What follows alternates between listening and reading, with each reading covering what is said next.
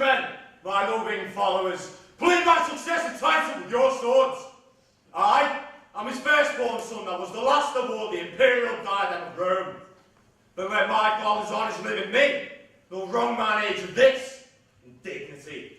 Romans, friends, followers, favours of my right, if ever Bassianus sees his son, we're gracious in the eyes of royal Rome, keep then this passage to the capital, and suffer not dishonour to approach the imperial seat, to virtue consecrate, to justice, continence, and nobility, but let deserts and pure elections shine, and Romans, fight for freedom in your choice. Princes that strive by fractions and by friends, ambitiously for rule and empery, know that the people of Rome for whom we stand have by common voice in election for Roman empery chosen Andronicus, surnamed Pius, for many good and great deserts to Rome, a nobler man and brave warrior lives not this day within the city walls, and he, by the Senate, is seated home from weary wars against the barbarous Scots. And a terror to our foes has yoked a nation strong. 10 years he has spent since he first undertook this cause to Rome. 5 times he has returned, bearing his valiant son in coffins from the field. And now, at last, returns the good Andronicus to Rome. Now, let us entreat, by honour of his name, whom you worthily would now succeed, dismiss your followers, and plead your deserts in peace and humbleness. I'll fare the tribune speaks to calm my thoughts.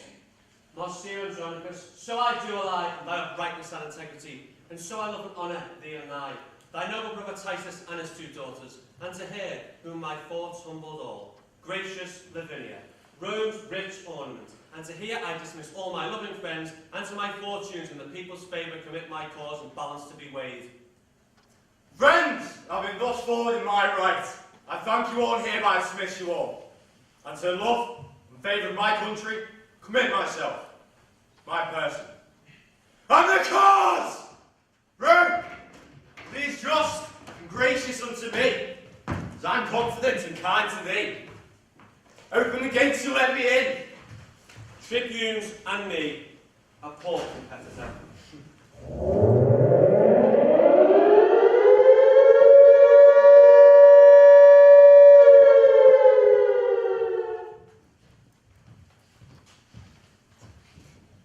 Romans, make way. The good Andronicus, patron of virtue, Rome's best champion, successful in the battles that he fights, with honour and with fortune has returned, from where he circumscribed with his sword and brought to yoke the enemies of Rome.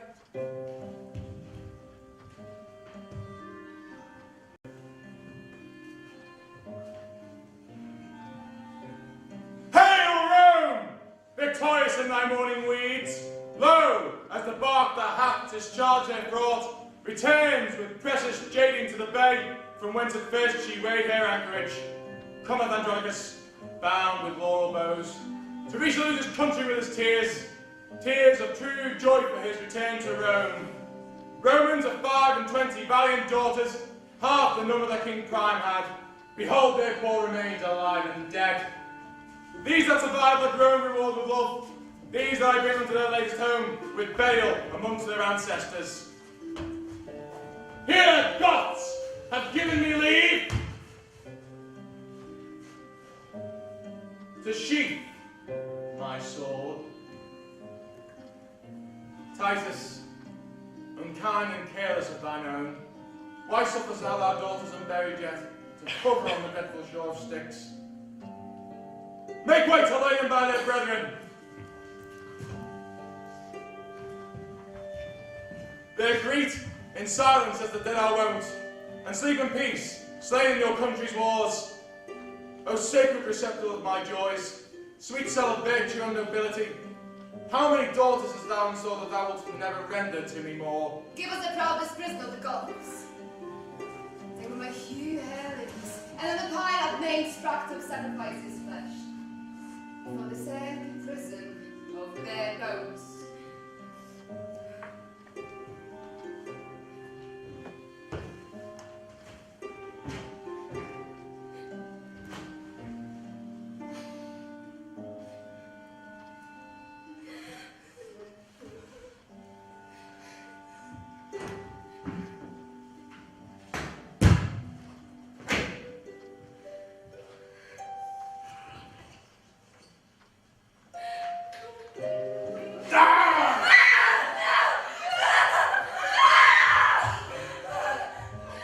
I give her you, the noblest that survives, the eldest daughter of this distressed queen. Stay! Brethren, gracious, conqueror, victorious Titus, with the tears I shed, a mother's tears in passion for her daughter, and if thy girls were ever dear to thee, think my girl to be just as dear to me. Suffice it not that we were brought to Rome to beautify our triumphs and return captive to thee and thy Roman yoke. What must my girls be slaughtered in the streets for valiant doings in their country's cause? If to fight for king and commonwealth, piety in hand, innocent these, Andronicus, stain not thy tomb with blood. Wilt thou draw near the nature of the gods? Draw near the planet being merciful, because sweet mercy is true nobility's badge. Thrice, noble Titus, spare my firstborn daughter. Patience yourself, madam, and pardon me. These are the brethren whom you got beheld alive and dead, and religiously the ask and sacrifice.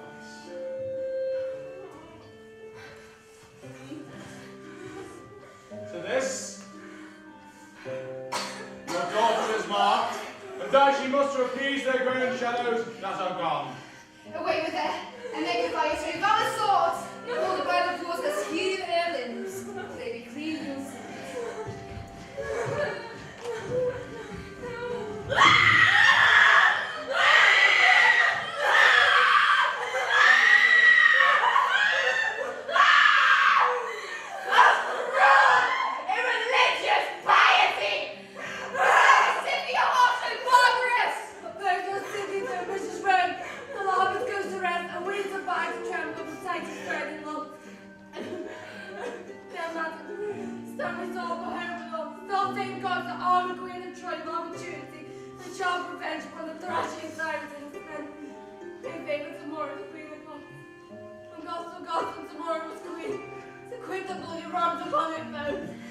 See, our Lord and Father have here performed our Roman rites.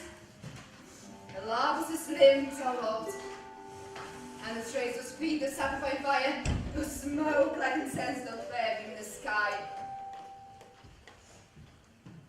Remain not, but in our brethren, our blood Marans, welcome them to Rome. Let it be so, and let Andronicus make this his latest farewell to their souls.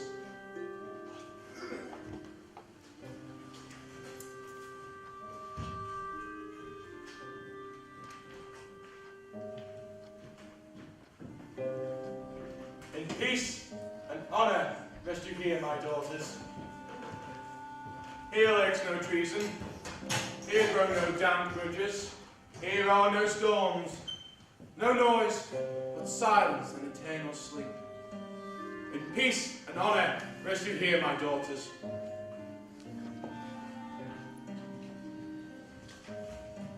In peace and honour, live Lord Titus long. My noble lord and father live in fame. Let this tomb my tribute to tears I render for my brothers esquire, and at thy feet I kneel with tears of joy shed on the earth with thy return to Rome. Must be here with thy victorious hand to those Rome's best citizens of blood.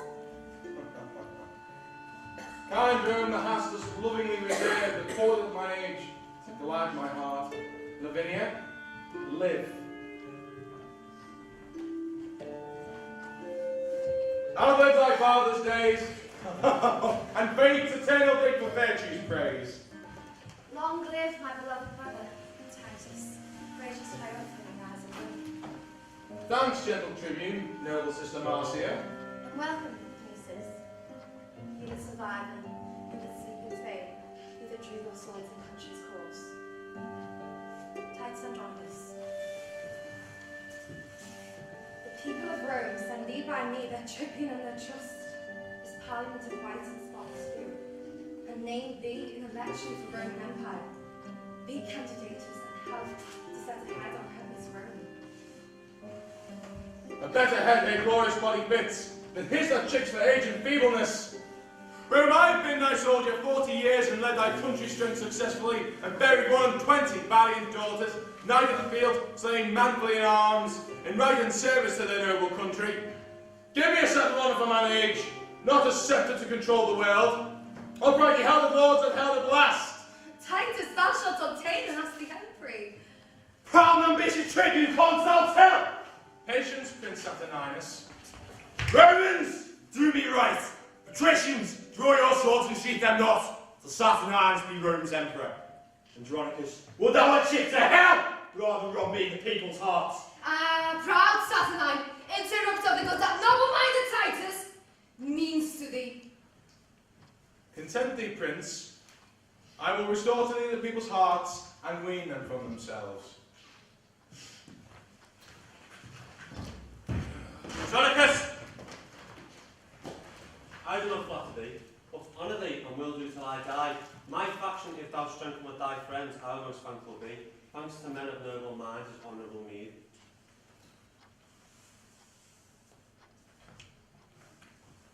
People of Rome and people's tribunes here, I ask your voices and your suffrages, will you bestow them friendly on Andronicus? To gratify the good Andronicus' return to Rome, the people will accept whom he admits. Tribunes, I thank you, and in this suit I make that you create your emperor's eldest son, Lord Saturnine, whose virtues will, I hope, reflect on Rome as Titans raise on earth and ripen justice in his commonweal, and then, if you will elect, by my advice, crown him and say, long live our emperor. With voices and applause of every sort, patricians and plebeians, we create Lord Saturninus, Rome's great emperor, and say, long live Lord Saturnine! Long live Lord Saturnine! Long live Lord Saturnine.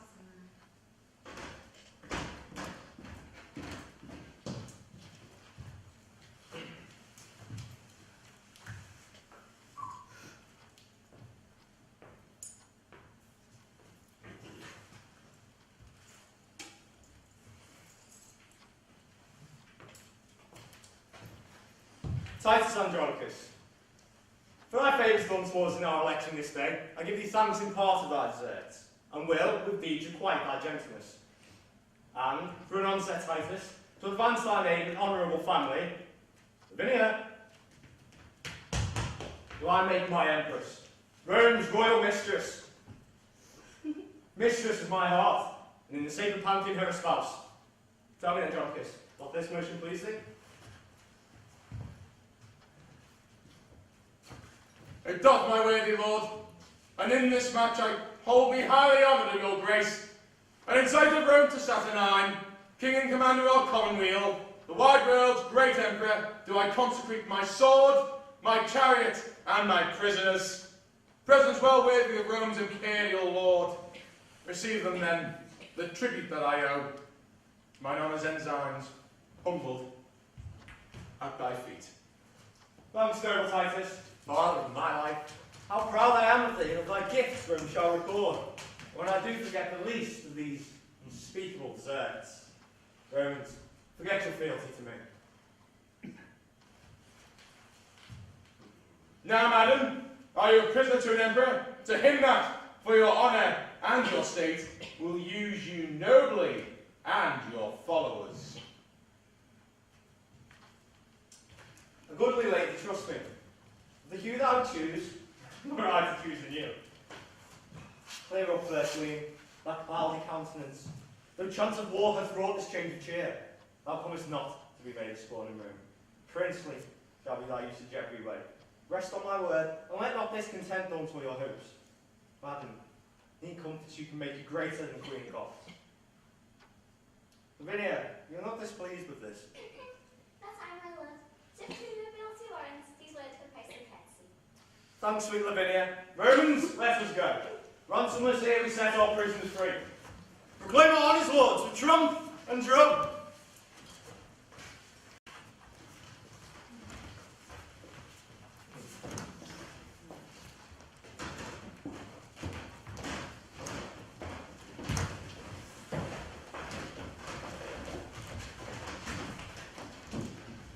Lord Titus, by your leave, This maid is mine.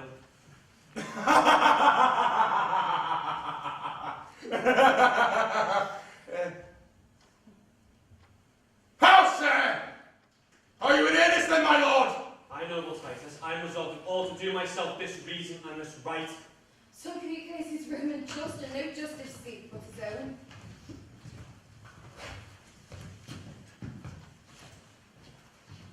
And he will, and shall, if Lucia lives.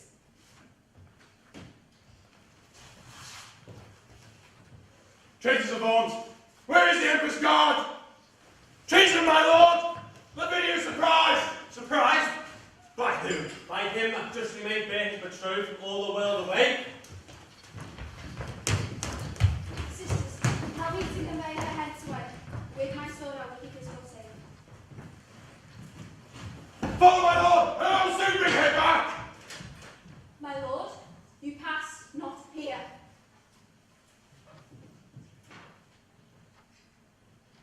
What, villain Gale? Barst me my way in Rome?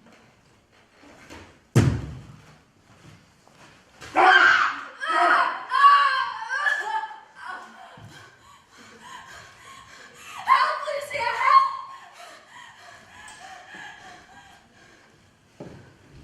My lord, you, our just, and loathsome, and robber cruel, you have slain your daughter!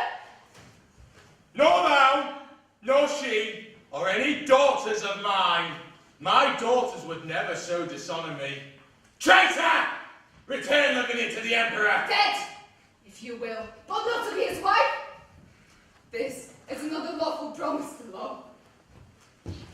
None, Titus, none! The Emperor needs her not, nor her, nor thee, nor any of thy stock. I'll trust by leisure he who mocks me once, thee never, nor thy traitorous haughty daughters, confederate all those to dishonour me. Oh, monstrous! What reproachful words are these? But go thy ways, go. Give that changing peace to him that forged for hair with his sword. Valiant son-in-law thou shalt endure, unfit to bandy thy lawless daughters, to ruffle in the commonwealth of Rome. These words are like razors to my wounded heart. And therefore, lovely tomorrow, Queen of Goths, I like stately Phoebe amongst her nymphs, whilst overshine the gallantest dames in Rome. Thou be pleased with this, my son choice. Behold, I choose thee tomorrow for my bride, and will create the Empress in Rome. Speak, Queen of Goths, what's thou called my choice?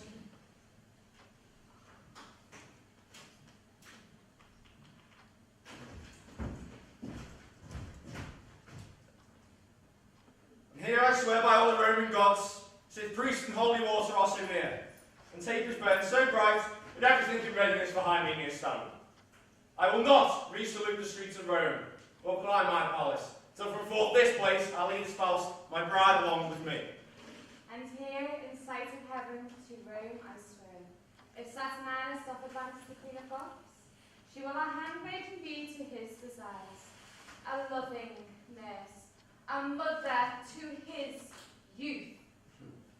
Ascend, fair queen, Pantheon, ladies, company the noble emperor and his lovely bride, sent by the heavens to bring Saturnine, whose wisdom hath their fortune conquered. There, shall we consummate our spousal rights?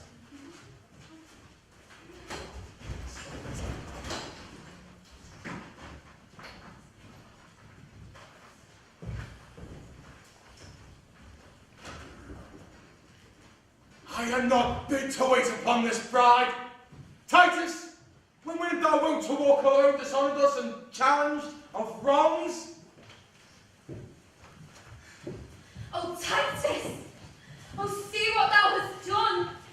In a bad quarrel slain a virtuous daughter! No, foolish tribune, no daughter of mine, nor thou, nor these, confederates in the deed, thou hast dishonoured all our family, unworthy sister and unworthy daughters. Give the burial as becomes. Give mutuous burial with our brethren. Traitors away! She comes not into this tomb, this monument 500 years hath stood, which I have sumptuously re-edified. None but soldiers and Rome servitors may repose in fame. None basely slain in brawls. Bury her where you can, she comes not here. My lord, this impiety in you. Mucius's deeds do plead for her. She must be buried with her brethren. And Ah. shall, or she we will accompany. And shall? What villain hath spake that word? No, that would vouch in any place but here. What? Would you bury her in my despite? No, noble Titus. To pardon Mucius and to bury her. Marcia, even thou hast struck upon my crest, and with these girls mine honour thou hast wounded. My foes, I do repute you, every one! So trouble me no more, get you gone. He is not himself. Let us withdraw. Not I, till Mucius' bones be buried. Brother, in that name doth nature plead. Father, for in that name doth nature speak. Speak thou no more, for all the rest will speed. And now Titus more than half my soul.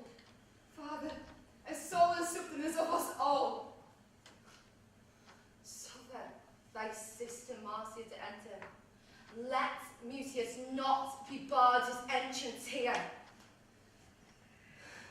Rise, Marcia, rise. The dismal day here I saw to be dishonoured by my daughters in Rome. Well, bury her, and bury me the next.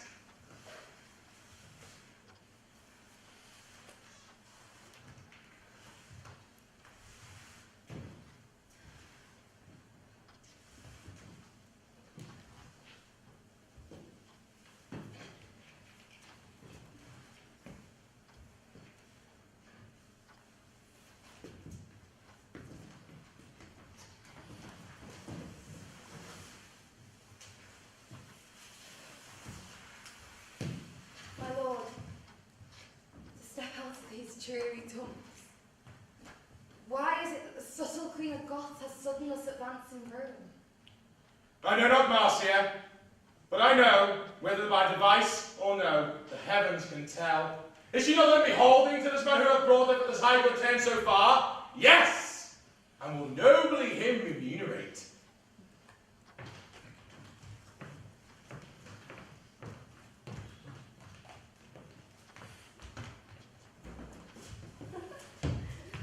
So, Bassianus, you have played your prize. God give you joy, sir, in your gallant pride. Andrew of yours, my lord. I say no more, nor wish no less, and so I take my leave.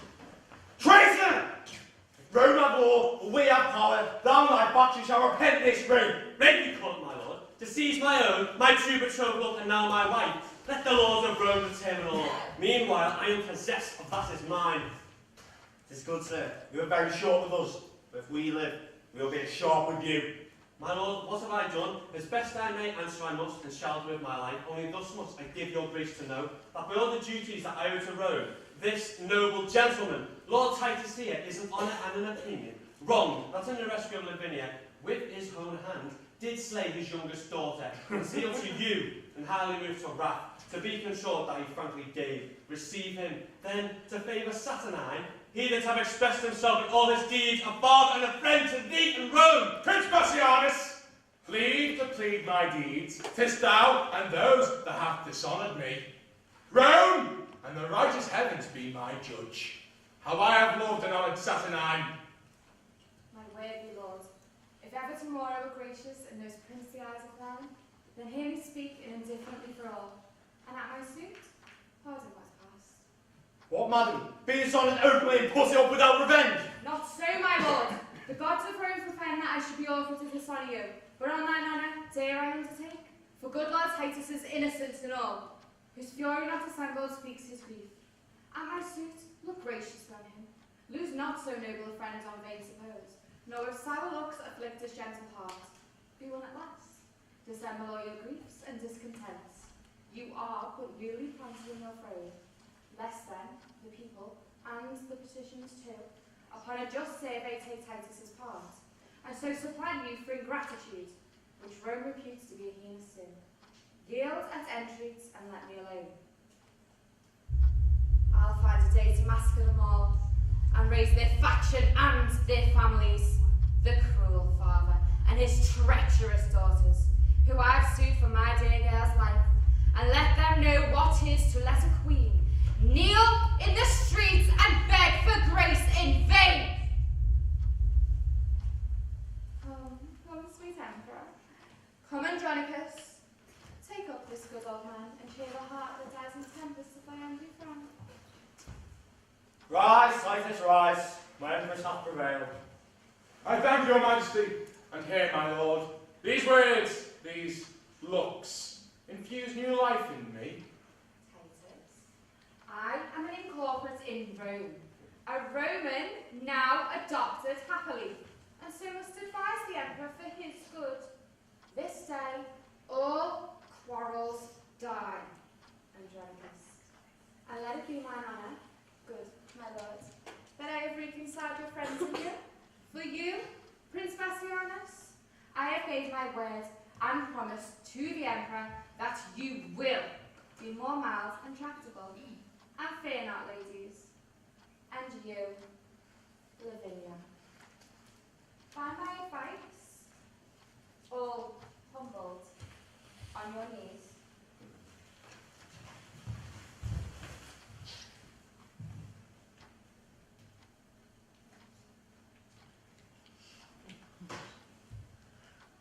You shall ask pardon of his majesty. We do, and vow to heaven and to his highness. But what we did was mighty as we might, tendering our sister's honour and our own. That on mine honour I here do protest.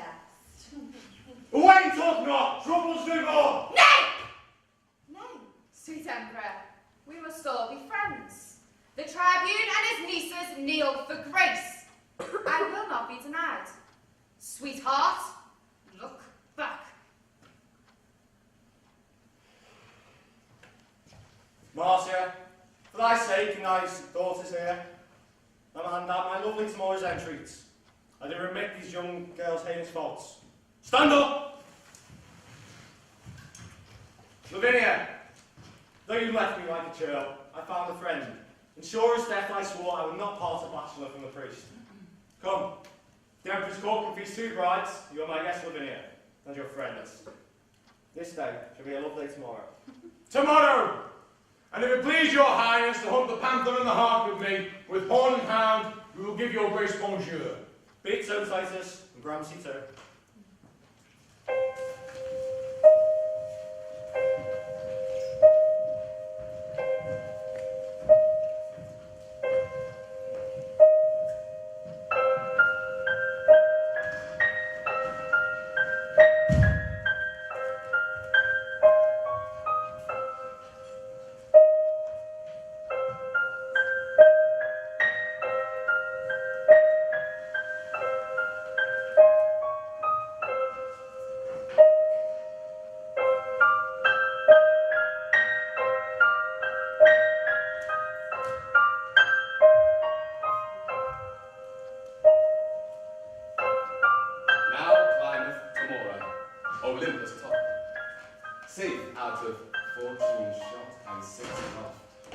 Secure of thunder's crack or lightning flash, advanced above pale enemies of Britain reach.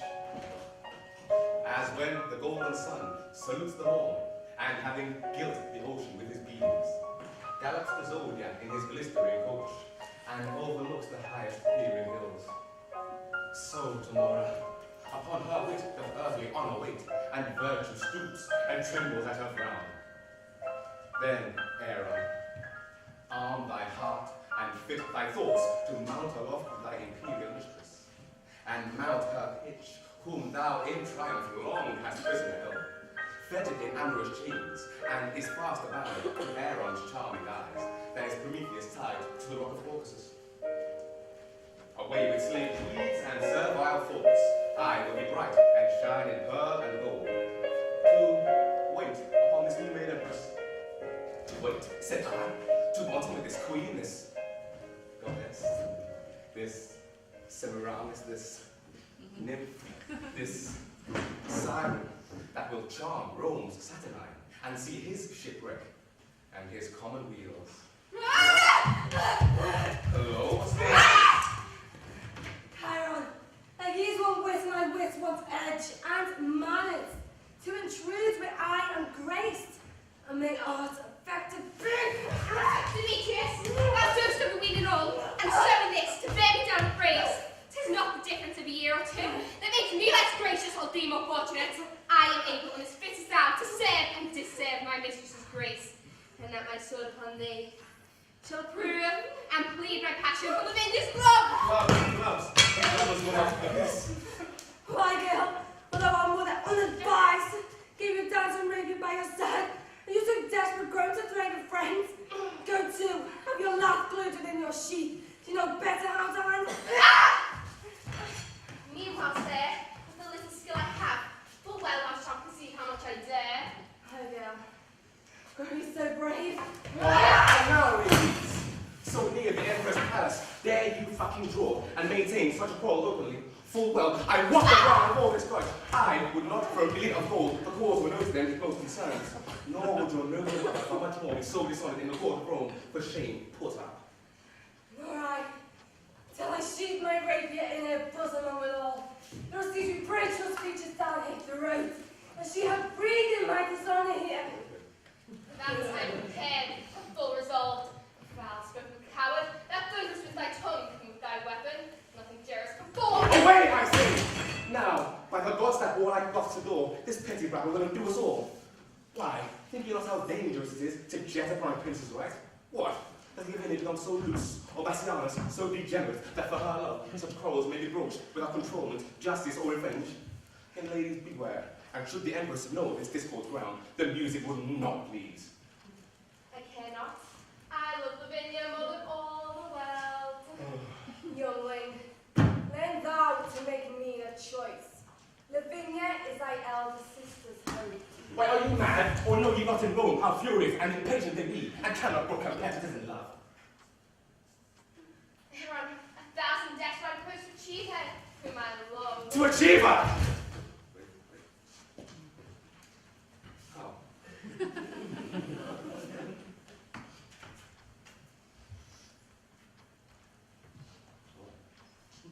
Why makest thou so strange?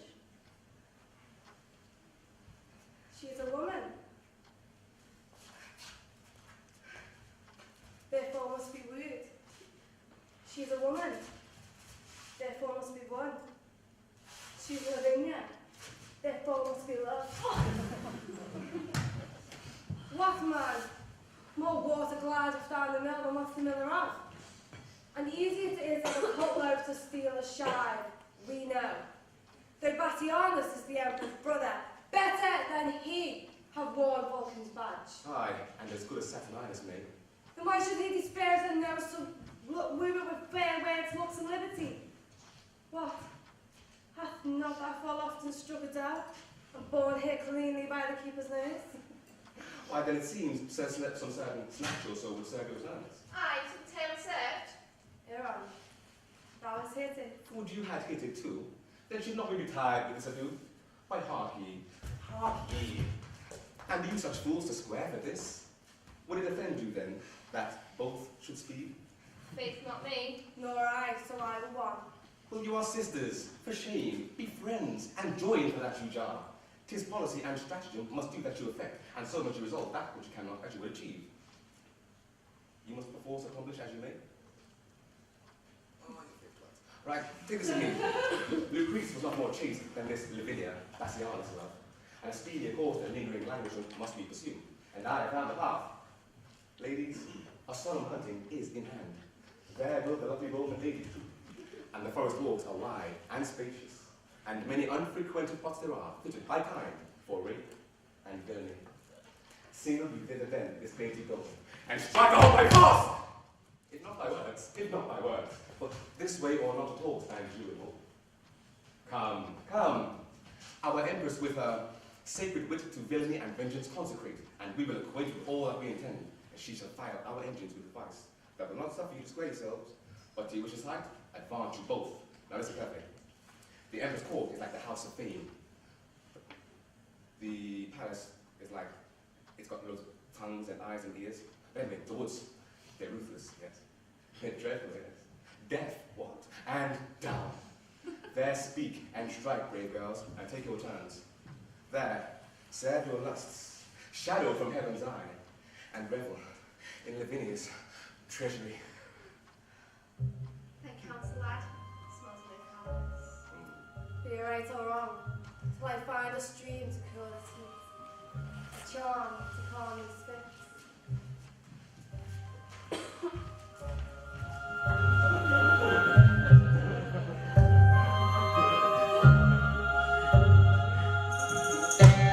The hunt is up! The morn is bright and grey. The fields are fragrant and the woods are green. Uncouple here and let us make a bay. And wake the emperor and his lovely bride. And rouse the prince and ring a hunter's peal. And all the court may echo with the noise. Daughters, let it be your charge, as is it ours, to attend to the emperor's person carefully. I have been troubled in my sleep this night, but dawning day new comfort hath inspired. Very good words, your majesty. Madam, to you, as many and as good. I promise you'll raise a hunter's peal. And you have hungered lustily, my lord. Somewhat too early for new married ladies. Lavinia, how say you? I see now I've been brought away to us more. Go on then, horse and chariot let us have, and to our sport. Madam, now shall we see our raven hunting? I have dogs, my lord, and I will rouse the proudest panther from the chase and climb to the highest emerald at the top. I have horses that will follow where the game makes way and run like swallows away the plain.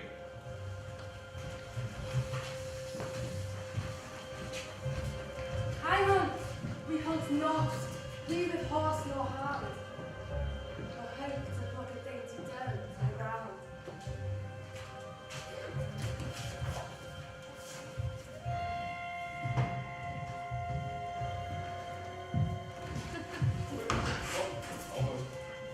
He that had wit would think that I had none.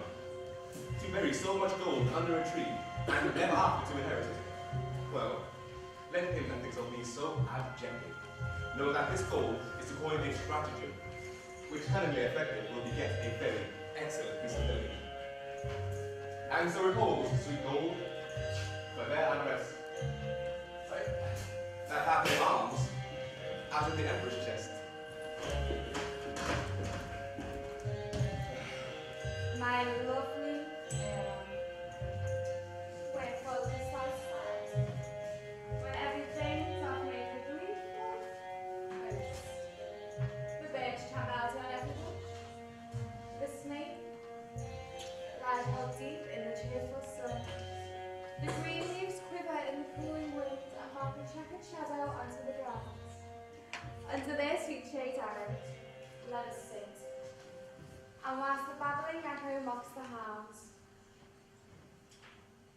replying shrilly to the well-tuned horns, as if a double hunt were heard at once, under their sweet shade arrow, let us sit down and mark their yelping noise.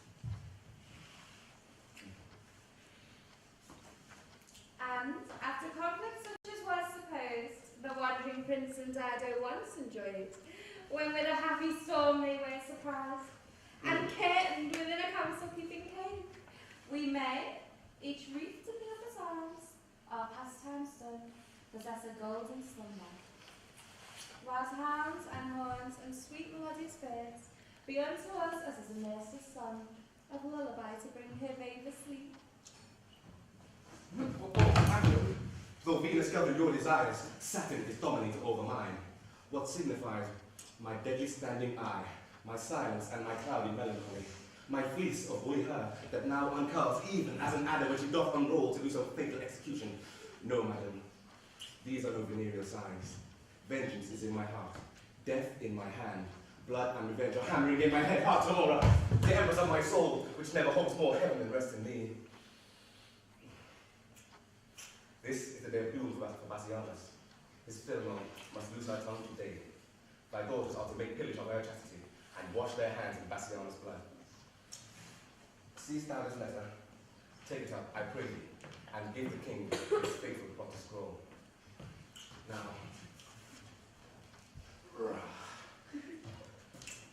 question me no more. We are spied. Here comes a parcel of our hopeful booty, which dreads not yet their lives' destruction. My sweet mom, sweeter to me than life. No more, Grace Empress. Bassianus comes. Be cross with him, and I'll go and fetch thy daughters to back their quarrels, whatsoever they be. Who have we here? Rome's royal empress, unfairness of her well-beseeming truth.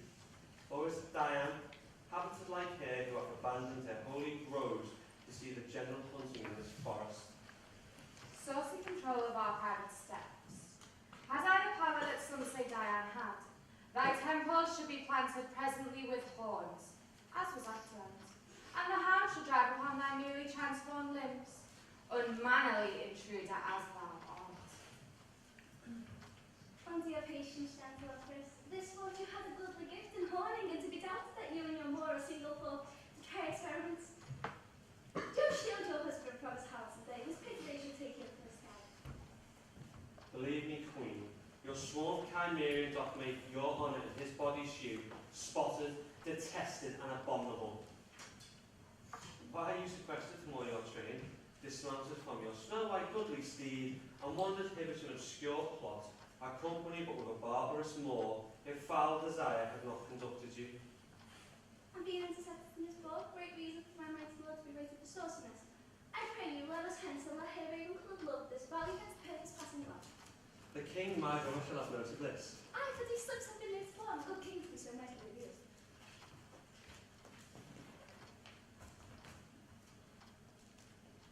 Why have I the patience to endure all of this?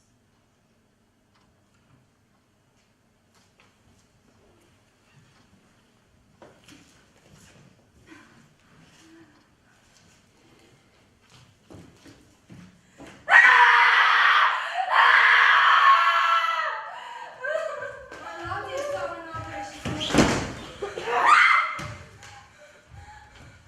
Why doth your highness look so pale and wan? Have I no reason, think you, to look pale? These two have ticed me hither to this place. A barren, detested vale, you see it is. The trees, though summer yet forlorn and lean, overcome with moss and baleful mistletoe. Here never shines the sun, here nothing breathes, unless the nightly owl or fatal raven. And when they showed me this abhorred pit, they told me here, at dead time of the night, 1,000 fiends, 1,000 hissing snakes, 10,000 as many ears with their fearful and confused cries as any mortal body can, would straight fall mad, or else die suddenly. No sooner had they told this hellish tale, but straight they told me they would bind me here, unto the body of a dismal ewe, and leave me to this miserable death. And then they called me foul adulteress. Bitterest terms that ever ear did hear with such effect. And had you not by wondrous fortune come, was better from me than had executed. Revenges, as ye love your mother's life, or be ye not henceforth called my children.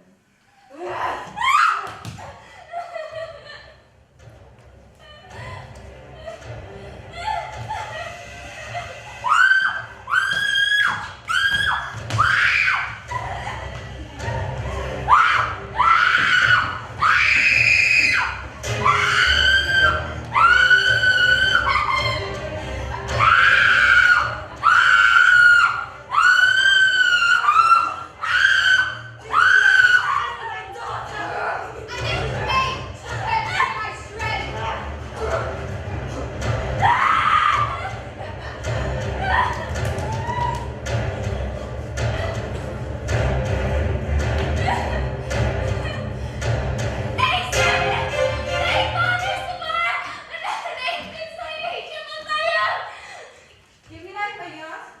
You shall see, mother. Your mother's hands shall right your mother's wrong. Stay, madam.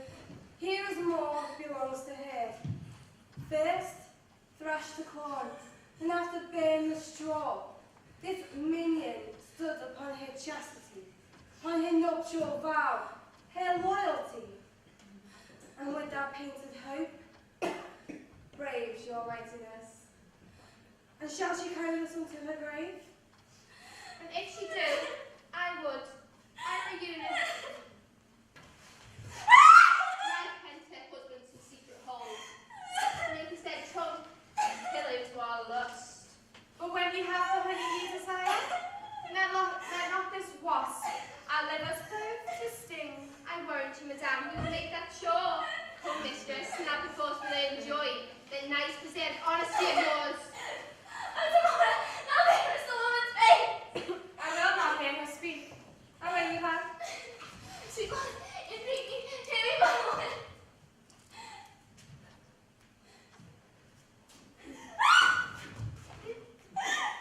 Listen, fair madam. Let it be your glory to see her tears, but be your heart to them as unrelenting flint to drops of rain. When did the tiger's young ones teach the dam? Do not learn here where she taught it thee. The milk thou suckers from it, the tear to marble, and even at thy cheek thou holdest thy true. That every mother reads God's light. Do not entreat the young woman pity. What? Wouldst thou have proved myself a bastard? The raven doth not have long, yet that I find it now. The lion who be pity did the jaw to have his piercing horse paid all away. And son's name, the lion was a fallen children where their own maids perishing in us. Need to be the heart had taken her love and so kind but so pitiful.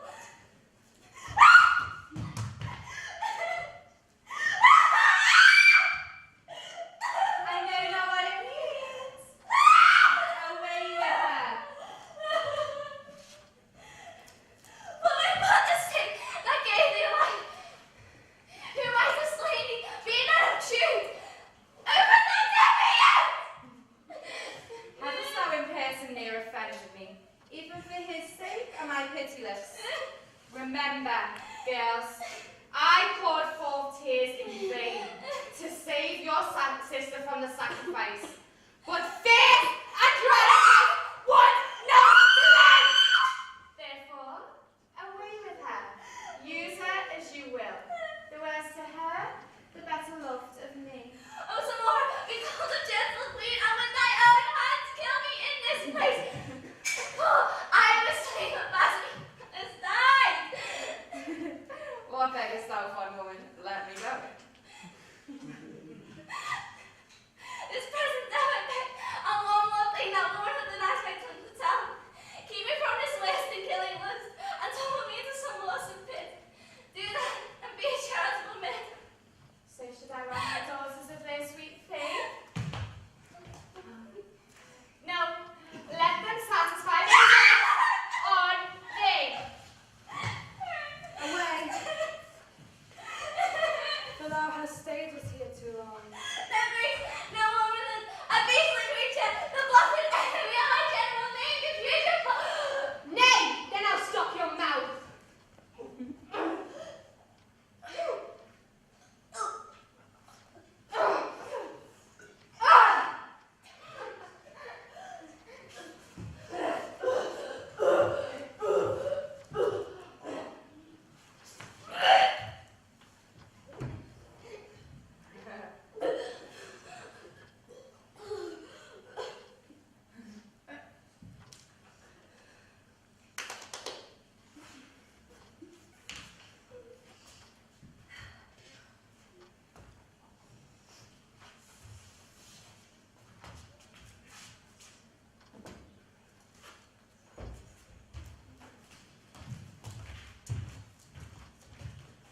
Farewell, my daughters.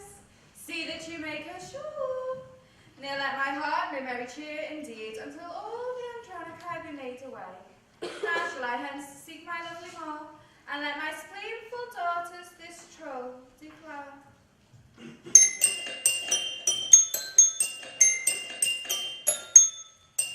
Come on, great ladies, that never heard before. Straight will I bring you to the low to submit, where I espy the father fast asleep. My sight, it's very dull. What air it goes. And mine. I promise that not with shame. Well, I believe I suppose to sleep a while.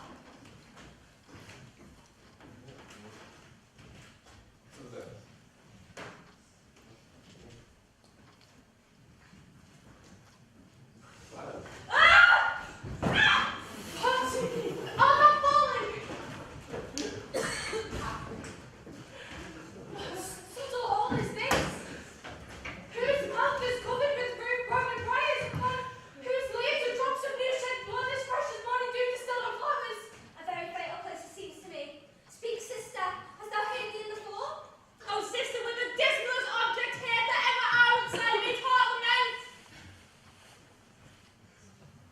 Now, I will go and fetch the king to find him here, and that he thereby may give a likely guess how these were they that made away his brother Bassianus. Why dost thou not comfort me and help me out of this unhallowed blood-stained hole? I'm surprised at not good fear. A chilling sweat overruns my trembling joints. My heart is vexed more than mine eye can see. To prove thou hast a true and divining heart, Aaron and thou look down into this den and see the fearful sight of blood and death. Aaron is gone, and my compassionate heart will not permit mine eyes to want to behold the thing that whereat it trembles by surmise. Oh, tell me how it is for me, till now was like a child to fear I know not what. Lord Bassianus lies in brood here, all in a heap like some slaughtered lamb in this detested dark, blood-stained pit. If it be dark, how dost thou know 'tis he? Upon his bloody figure he doth wear a precious ring that lightens all the whole, like a taper in some monument. It does shine upon the dead man's earthen cheeks. So pale did the moon shine on Pyramus when he by night did lay me in bathing blood. Oh brother, help me with thy fate in hand, if fear have made me faint, out of this hell, devouring receptacle as hateful as Cloister's misty mouth. Reach me thy hand that I may help thee out, or wanting so to do me so much good. I may be plucked into the swallow moon of this deep pit, poor Bassianus' grave. I have no strength to pull thee from the brink. Nor I strength to climb without thy help. Thy hand once more, we will not look again, till our aloft or we below. Thou canst not come to me. I come to thee! Come on. Along with me, and I'll see what's always here. What needs that man's weapon into it?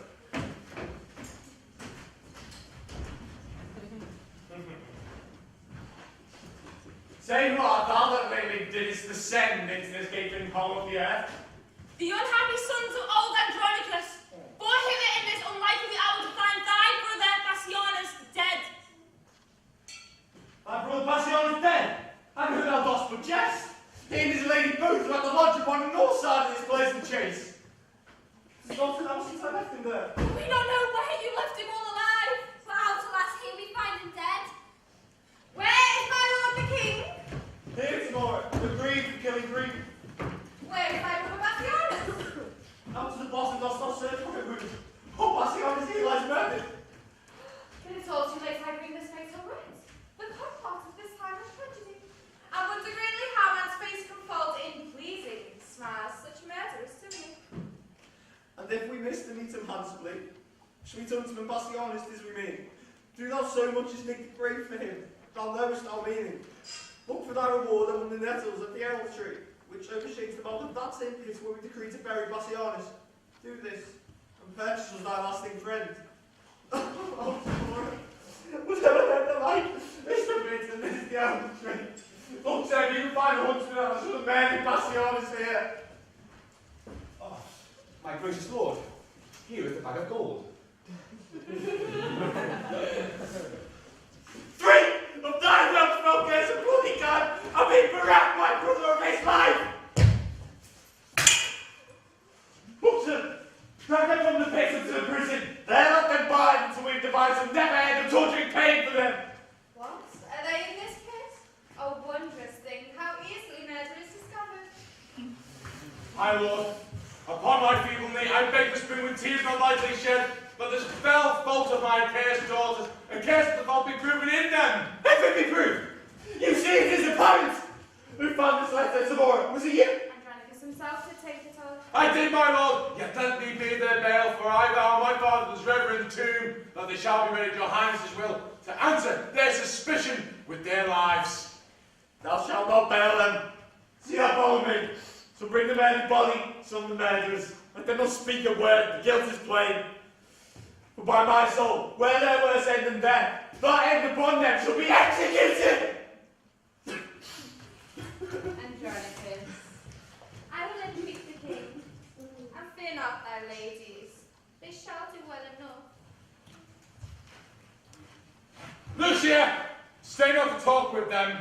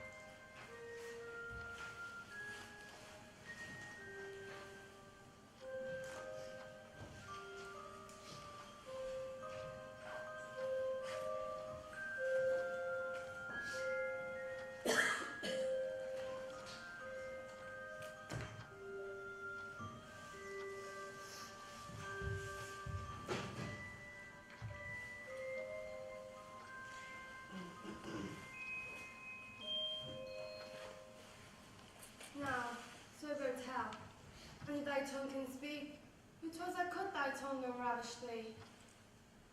Write down thy mind, be read thy meaning slow, and if thy stumps will let thee play the scribe.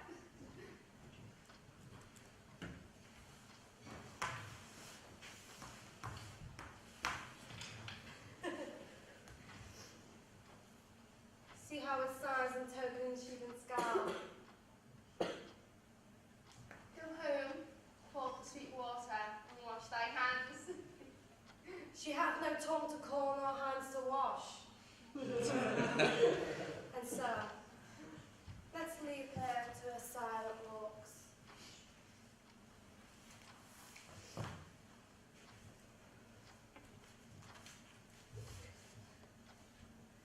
But in my case, I should go hang myself. If I have the hands to help thee knit the cord.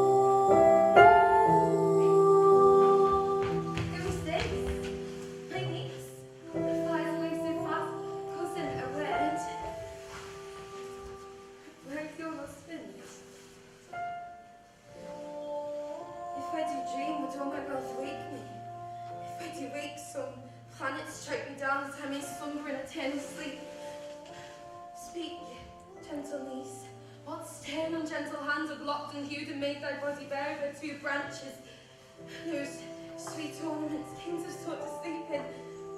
I'm not gaining so great a happiness as thy love. Why dost thou not speak?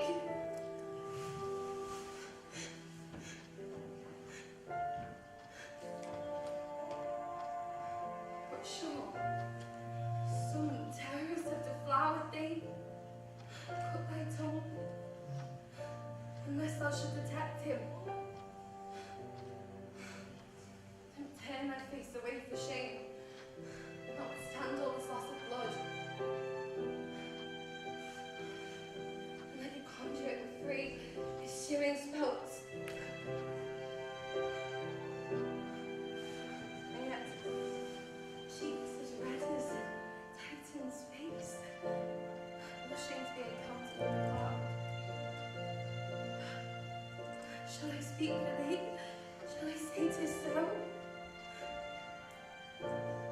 Come. Let us go.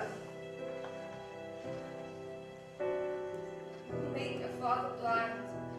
One hour's storms will drown the fragrant meads. What will hold months of tears thy father's eyes?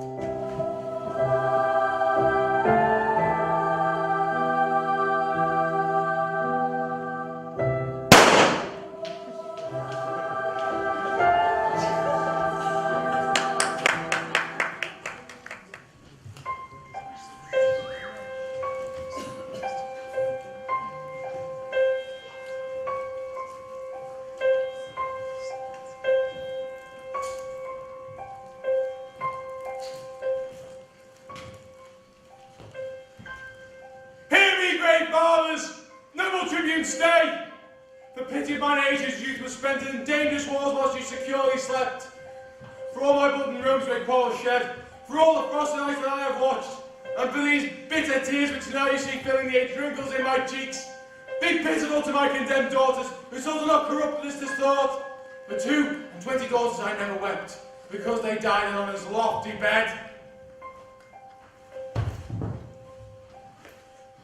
O reverend tribunes, O gentle-aged men, unbind my daughters, reverse the doom of death, and let me say that never wept before. My tears are now prevailing orators, My noble father, you lament in vain. The tributes hear you not, and no man is by. And you recount your sorrows to a stone. Ah, Lucia, for thy sisters let me plead. O brave tribunes, once more I entreat of you. My gracious lords, no tribunes hear you speak. Why, 'tis no matter, woman. If they did hear, they would not mark me, or if they did mark, they would not pity me, yet plead I must.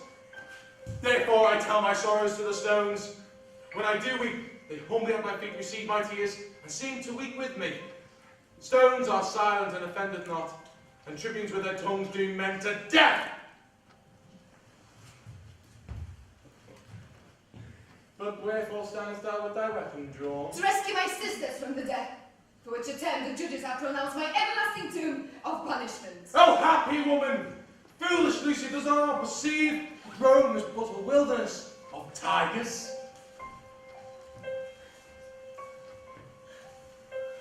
But who comes with our sister Marcia here? Titus, prepare thine aged eyes to weep, if not so thy noble heart to bring consuming sorrow to thine ear. Will it consume me? Let me see it then. This was thy daughter. Why, Marcia? So she is. This object kills me. Faint-hearted girl, arise and look upon her. Speak, Lavinia. What a curse hath made thee hammers in thy father's sight? Speak, gentle sister, who hath marveled thee? Oh, that delightful engine of a voice that have babbled with such eloquence has been pretty tall from that hollow gauge where it sung sweet fairy notes, enchanting every ear. Say no for her, who hath wronged thee? Oh, Infante, seeking to hide herself lest off the dear that had received some uncuring wound. It was my dear, and he that wounded her hath hurt me more than had he killed me then. Therefore I stand as one upon a rock environed with a wilderness of sea. This way to death my wretched daughters are gone. Here stands my other daughter, a banished woman.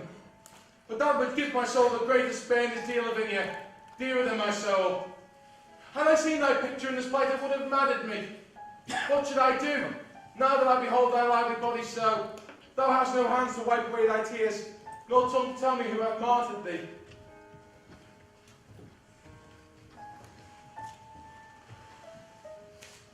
Thy husband, he is dead. And for his death, your sisters are condemned, and dead for this. When I did name them, fresh tears stood upon her cheeks, as doth the honeydew upon a gathered lily almost withered. Perchance she weeps because they killed her husband. Perchance because she knows them innocent.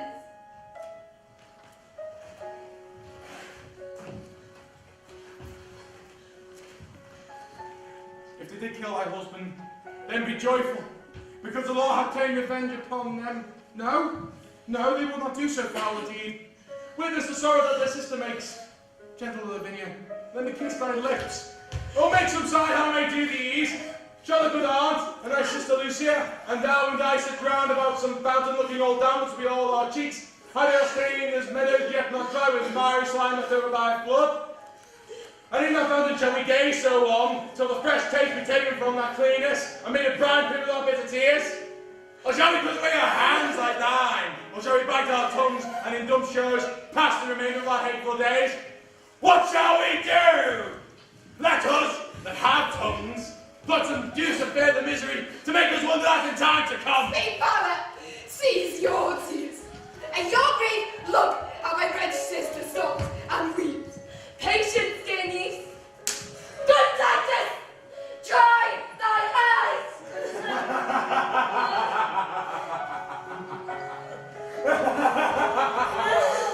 Oh, Marcia, Marcia, sister.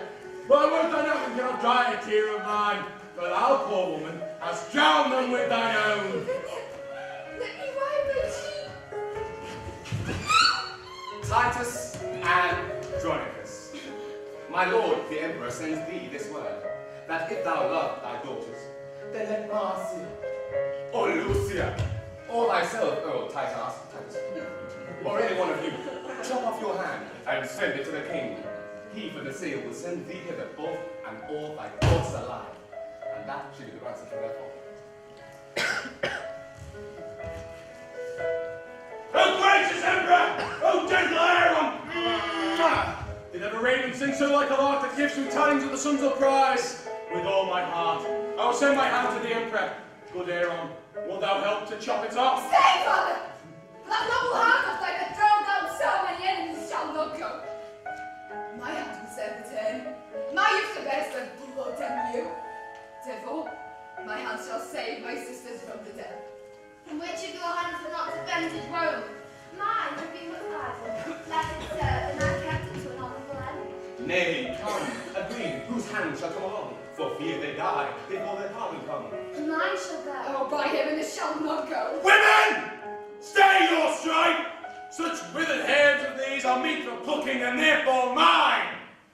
Sweet father, if I shall be thought your daughter, my hand shall redeem my sisters from the death. For my father's sake and my mother's care, let me show a sister's love to thee. Agreed between you! I will spare my hand. I'll go face the axe, and I will use the axe. Come hither, Aaron. I will deceive them both. Lend me thy hand, and I will give thee mine. If that be called deceit, I will be honest, and never whilst I live deceive men so. But I'll deceive you in another sort. Isn't that your saying? Here, off Malpass.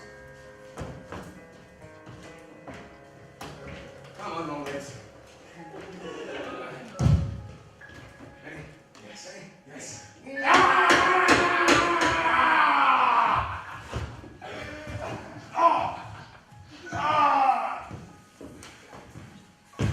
Now steady your strife! What shall be is delivered. Good Aaron, send my hand to the emperor. Tell him it was a hand that warded him from 1,000 dangers. Bid him bear it, what hath the merit of the let it have.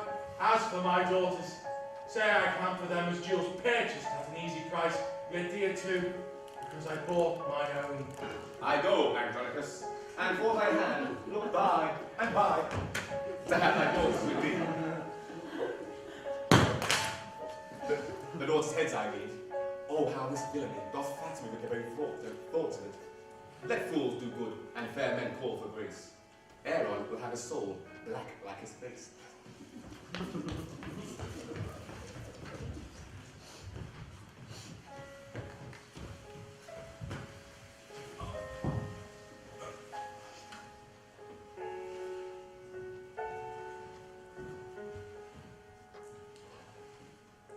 What? Wilt thou kneel with me? Do then, dear heart, for heaven shall hear our prayers, and with our sighs will breathe the welcome dim, as sometimes clouds when they do hug them in their melting bosoms. Brother, speak with possibilities and do not break into such deep extremes. She is the weeping welkin, I the air. Then must my sea move with her sighs, then must my land, my earth, with her continual tears become a deluge, overflowed and drowned. But why my bowels can hide her woes, but like a drunkard I must vomit them, and then give me leave. The losers will have leave to ease their stomachs with their bitter tongues.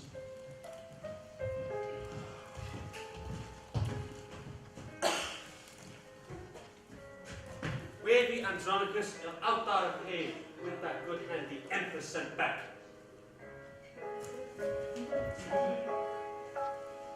Here I have the heads of thy free noble daughters. And that good hand the emperor sent back in scorn.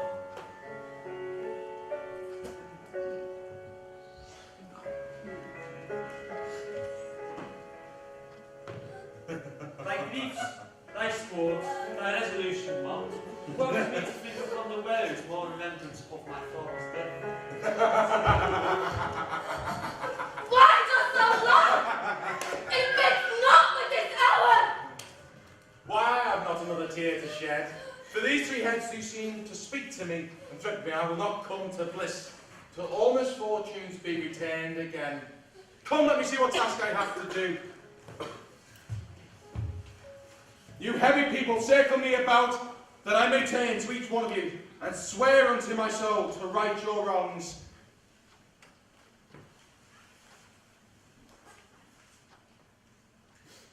The vow is made.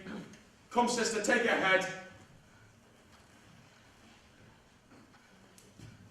And with this hand, the other I will bear.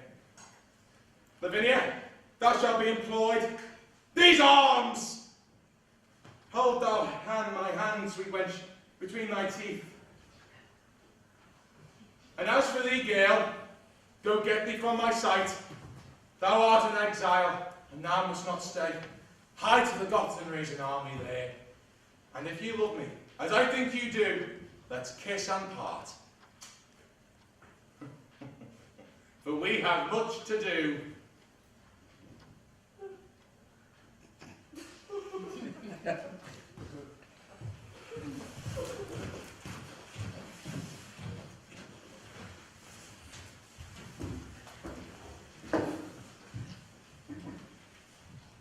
Farewell, Andronicus, my noble father, the fullest man that ever lived in Rome. Farewell, Rome. If Lucia comes again, she leaves her pledges dearer than her life. Farewell, Lavinia, my noble sister. O wouldst thou fair as thou hast been? But now, no Lucia, no Lavinia lives, but in oblivion a hateful grieves. If Lucia lives, she will requite your wrongs, and make proud Saturnine and his emperor beg at the gates, like Tarquin and his queen. Now will I to the Goths, raise the power, and be revenged on Rome and Saturnine.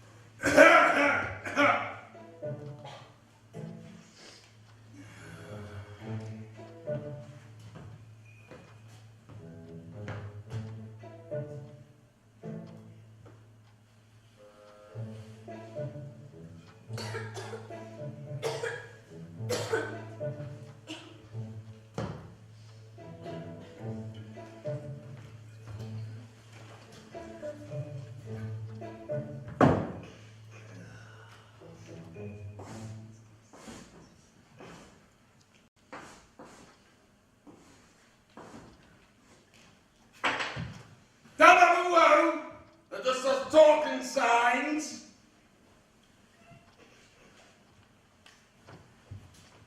When thy poor heart beats with outrageous beating, kill her with sign, girl. Kill her with groans. Oh.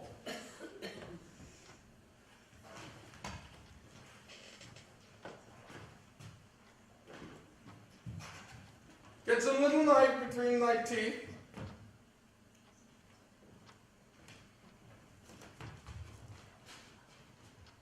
Just against thy chest, make thou a hoe.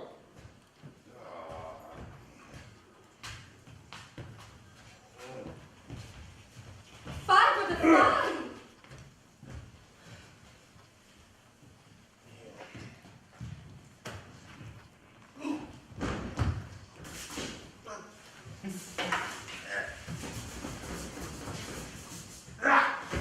Teach her helpless to lay such violent hands upon her tender life. Well, how now? The sorrow made thee dote already? Why, now, say no man should be more mad but I. Well, me, what violent hands can she lay on here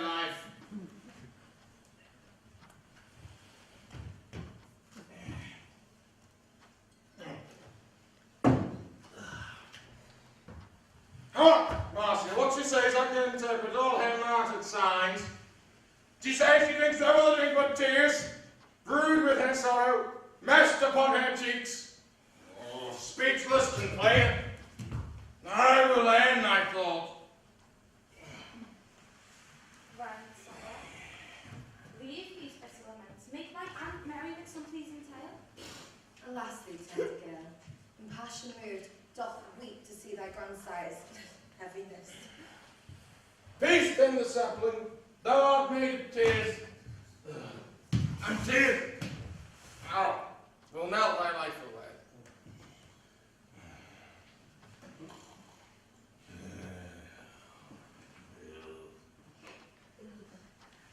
Ah! Oh, God! Oh! What does that strike of Marcia? I thought my lord had killed a fly. Thou tongue murderer! Thou hast killed my heart. Mine eyes are cloyed with the view of tyranny. The deed that done on the innocent becomes not Titus, his sister. No, go get thee from my sight. I see thee not for my company. But my lord, I've killed a fly. But how? If he had a father and a mother, how could he hang his slender gilded wing and buzz lamenting doings in the air? Poor harmless fly, that with his buzzing melody came here to make us merry, and thou hast killed him! Pardon me, sir, but it was a black, ill-favoured fly. As to the emphasis more, therefore I killed him. Oh!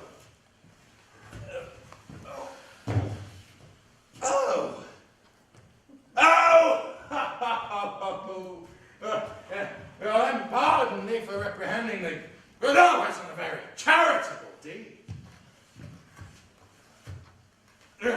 Give thee my knife. Thank you. I will insult upon him, flattering myself as if it were the law, come hither purposely to poison me. That to thyself, and that to Tamora. Ah, Sarah! Ah! Ah! Ah! Ah! Ah! Ah!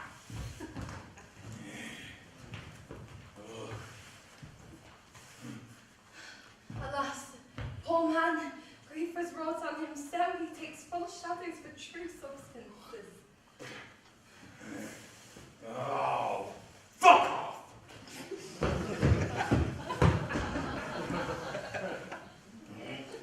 Oh. Come, take away. Lavinia, go with me.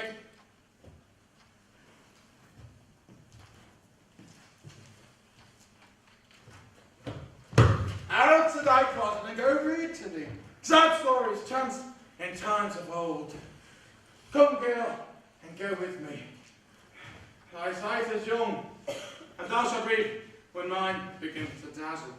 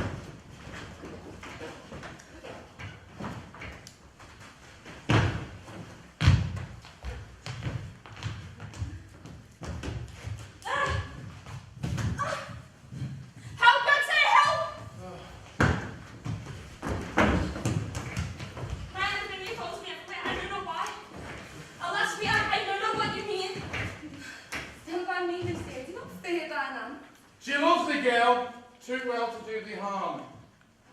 And my father was aware she did. What means when he's Lavinia by these signs? Fear her not, Lucy. So what does she mean? See, Lucy, see how much she makes of thee. Canst thou guess where she plies thee thus? I can't, my lord. Nothing, I guess. Unless some fatal friends do possess her. For I've heard my grandsire say, full of extremity of grief will make men mad. And I have read the Hecuba of Troy, ran mad through sorrow, which made me fear. Although, my lord, I know my noble aunt loves me as heir and as dear as my mother ever did, and will not but in fury fight my youth, which made me throw down my books and fight causes, perhaps.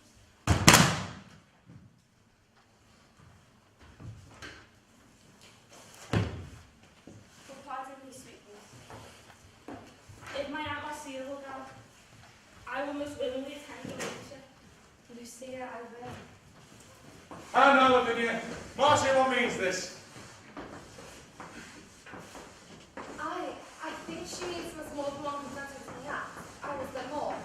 Or else to heaven she leaves him for revenge. Lucia, what book is that she tosseth so? It is oddly this many officers. My mother gave me. For love of that, it's gone.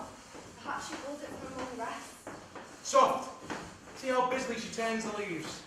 Lavinia, shall I read?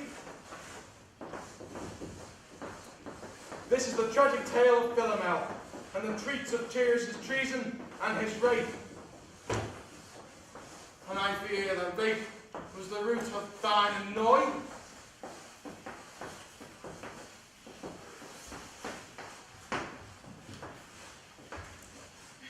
My lord, look here. Lavinia, look here.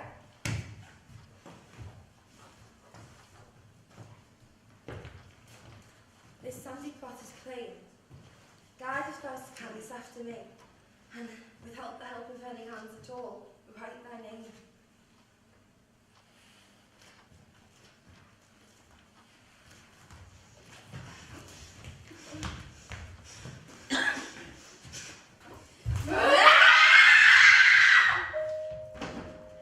Do you read, my lady, what she hath writ? Rape! Chiron! Demetrius! What? The lustful daughters of tomorrow, the thorns of this heinous bloody deed. Ruler of the great heavens! Are you so slow to hear crimes, and so slow to say? Oh, calm me, gentle lord, although I know there's enough mutiny written upon this earth to scare a mutiny in the mouths of thoughts and infants' arms to exclaim. Kneel down. And swear with me that we will get revenge, and to see their blood, or else die with this reproach. 'Tis sure enough as you know how. Girl, what say you? I say, my lord, that their mother's bedchambers would not be safe for these bad bowmen to the yoke of Rome. Aye, that's my girl. When my mother was in Rome, your ungrateful conscience on your right. Come, go with me. Lucy, I'll allow me that the all, my girl, the presents that you shall send to the Empress' daughters, that I intend to send them both. Come, thou do thy message, wilt thou not? I answer, with my dagger in their bosoms. No, girl, not so. I'll teach thee another course. Marcia, look to my house. Lucy and I'll go grave at the court. Aye, marry we will, girl, and we will be waited on.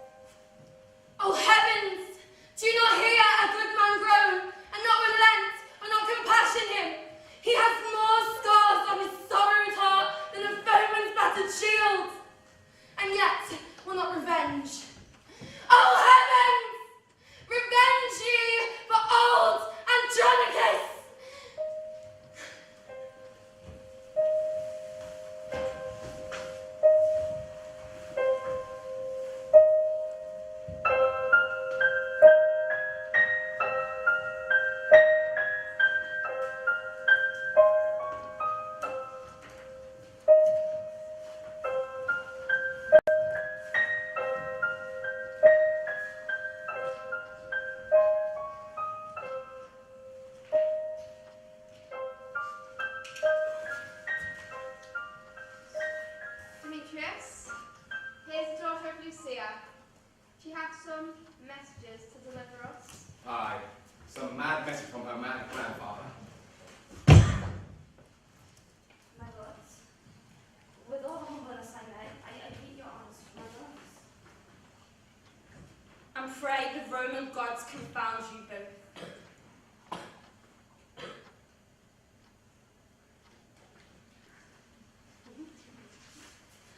Gramercy, lovely Lucia, what's the news? That you're both deciphered, for villains marked with rape. May it please you, my grandsire has sent me here with the goodliest weapons of his armory. To gratify your honor, will you? To the hope of Rome, for he so bade me to say, and so I do. And with these gifts present, your lordships, that when you may need them, you will be armed and acquainted well. And so I leave you both.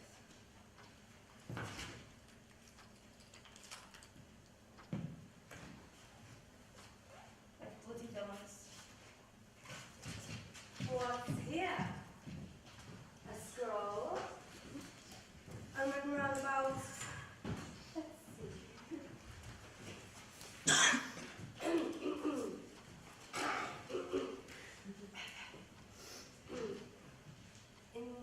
Integra vita glacus non ecta Maori non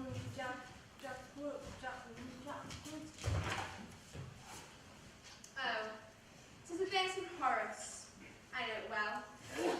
I read it in the grammar long ago. Aye, just a verse in Horace, right, you have it. Now, what a thing it is to be an ass. He is no sound jest. The old man Titus had found their guilt, and sends them weapons wrapped about with lines that wound beyond the feeling to the quick. But were our witty empress well afoot, she would applaud Andronicus' conceit, but let her rest in her unrest a while. And now, young ladies, wasn't that a happy start that led us to Rome? Strangers and more than so, captives to be advanced to this height? It did me good before the palace gates, to brave the tribune in his sister's hearing.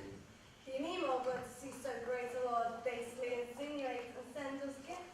Had it not reason, Lady Demetrius, did you not use his daughter very friendly?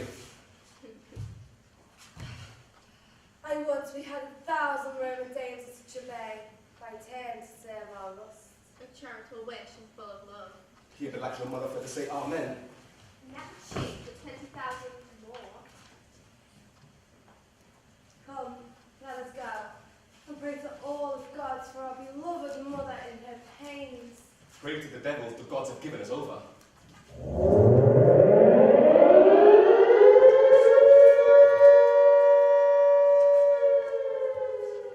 Why do the Emperor's trumpets flourish thus? Belike for joy. The Emperor hath a son. Stop! Who comes here? Good morrow, lord. Oh, tell me, did you see Aaron the Moor? Well, more or less, or ne'er with at all. Here Aaron is, and what with Aaron now? Oh, Aaron, help, we are all undone. Now, woman betide will help thee evermore. Why, what a caterwauling dost thou keep? What is that rattling fumble in thine arms? Oh, thou shalt hide from heaven's eyes. Our Roman stately shame, and our empress's disgrace. She is delivered. She is delivered, Lord. To whom? I mean, she's brought to bed. Well, God give her good rest. What hath he sent her? A devil. Well, then, to be the devil's damn, a joyful issue. A joy less, dismal, black, and sorrowful issue. Here is the babe as loathsome as a toad, bred amongst the fairest breeders of our clime. The empress sends it thee, thy seal, thy stamp, and bids it christen it with thy dagger's point. Zoom, ye whore! Is black so base a hue? Sweet blouse, you are a beauteous blossom sure. Villain, what hast thou done? That which thou canst but undo. Thou hast undone our mother! Villain! I have done thy mother. The very hellish thought thou hast undone. Were it to hear chance, and damned ill of choice.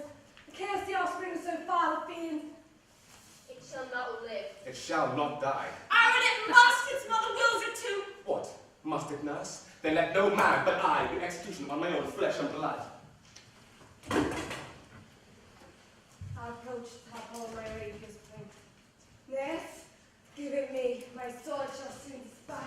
with his staff shall plough their bowels up. Stay, murderous villains, will you kill your brother? Now, by the burning tables of the sky that shone so brightly, when this boy was gone, he dies by my silver sharp punch that touches this, my firstborn son in air. I tell you, younglings, not going to tell this with all his threatening band that type once brewed, nor great Alcides, nor the god of war, shall seize this prey out of his father's hands. What? Ye sanguine, shallow-hearted girls, ye white lined walls, ye ever taken sides. Coal black is better than another hue. It matters scorns to bear another hue. For all the water in the ocean would never tell us one's black legs too white, although she laved them hourly in the flood. You, go and tell the empress from me. I am ready to keep mine own. Excuse it how she can.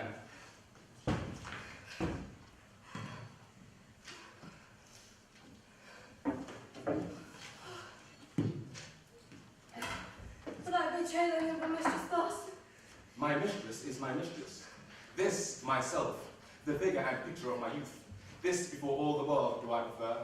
This more for all the world will I keep safe, or some of you shall smoke for it in Rome. By this someone is forever shamed. Rome will despise him for his foul escape. The emperor in his rage will doom her death. The lust to think upon his sake of me. Why, there's the privilege your beauty bears. Fie, treacherous you, that will betray with blushing the close and accent counsels of the heart. Here's a young lad, framed of another leer. Look!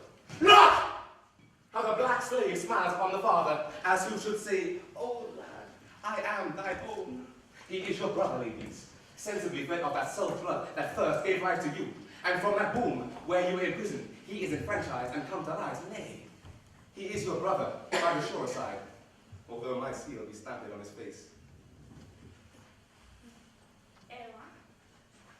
What shall I say unto the empress? Advise the Aaron, what is to be done, and we will all subscribe to thy advice.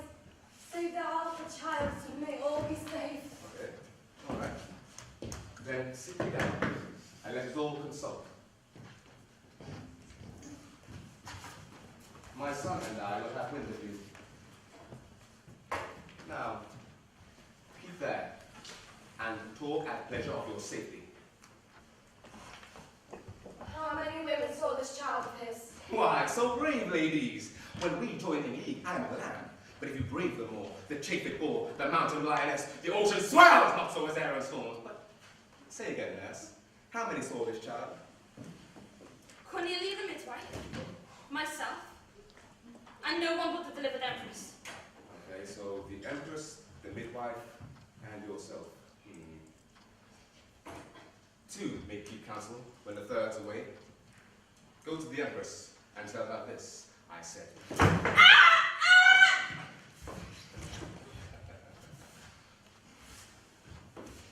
What meanest thou, Aaron?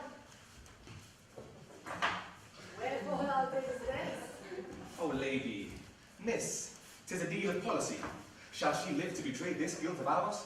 A long-tongued babbling gossip? No, ladies, no. And now, be it known to you my full intent. Not far, one only lives, my countryman. His wife, but yesterday night was brought to bed. His child is like to her, fair as you are. Go and pack with him and give the mother gold. Yeah. And tell them both the circumstance of all, and how by this their child should be advanced and received the emperor's heir, and substituted in the place of mine to calm his tempest boiling in the court. And then let the emperor dine with him for his own. Hark ye, ladies, ye see I have given her physic, and now you must needs bestow her funeral. The fields are near, and you are gallant brides. This done, see that you take no longer days, but send the midwife presently to me. The midwife and the nurse well made away. Then let the ladies tackle what they please. Aaron, I see that I will not trust you out of secrets. For the care of tomorrow. Self and hers are highly bound to thee. Come on, you thick-lipped slave. I'll bear you hence, for it is you that put us to our shifts. I'll make you feed on berries and on roots, and feed on curd and whey, and suck the goat, and cabin in a cave, and bring you up to be a warrior and command a camp.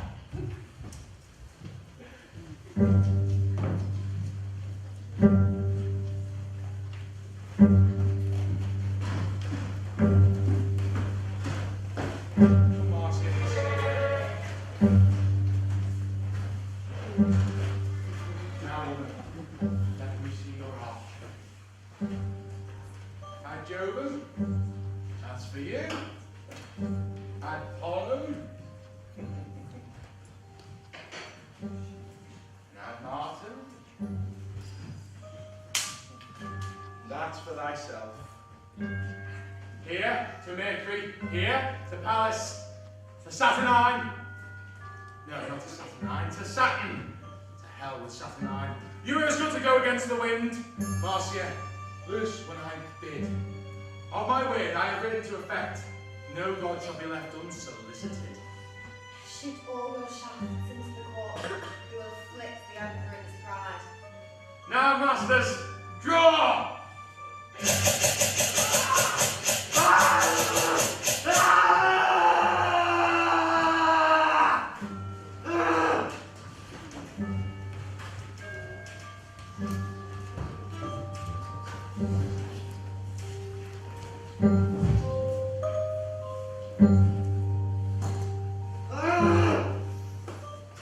Why, ladies, what wrong to these? Without seeing the emperor wrote thus overborne, trouble, confronted thus, and to an extent of evil justice used in such contempt. My ladies, you know, there's no delightful gods, whoever these disturb and our bees buzz in the people's ears. Their naught hath passed, bleeding with law against the wilful sons of old Andronicus. And what in sorrows have so overwhelmed his wits, shall we be thus afflicted, this Rex, this Vince, his frenzy and his bitterness? And now he ranks the heaven for his chest. See, here's the Jove, here's the Mercury, this the Pollen, and this to the fucking God! Twitch wrong, lying on the streets of Rome. What's this libelling against the Senate, a pleasing on justice everywhere? Ah! Ah! Ah! Godly you, not my ladies. The soon saying no justice where, but finally, this feigned ecstasy shall be no shelter to these outrages. For here this shall know that justice lives in Saturninus' help. For if she sleep, he'll so awake the sheep, Yori cuts off the proudest conspiracy that lives. My gracious Lord, my lovely Saturnine, Lord of my life, commander of my thoughts, calm me, and bear us the fault in Titus's age.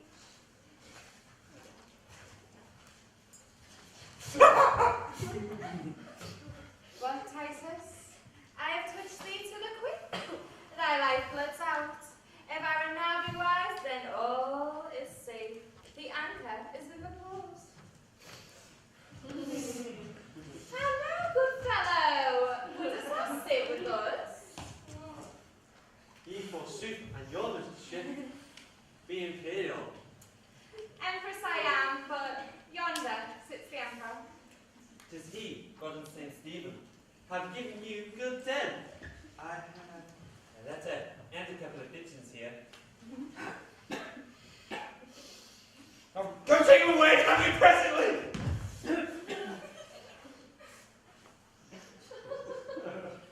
How much money must I have? Come, Sirrah, you must be hanged. And by our lady, I have brought my neck up to a fair end. Bible and Carl.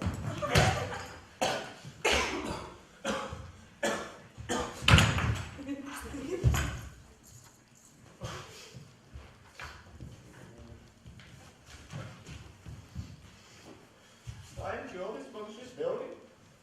I never went to save the viceroy.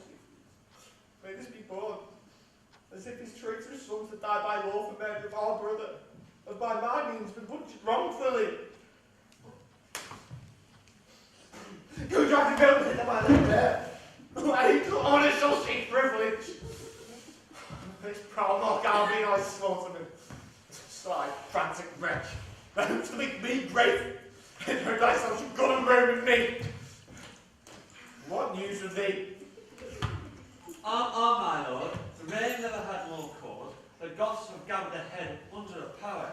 Hired as old men, bent to the spoil, they hither march under a name, under conduct of Lucia, daughter to Andronicus, who treats in course of this event to do as much as Coriolanus ever did.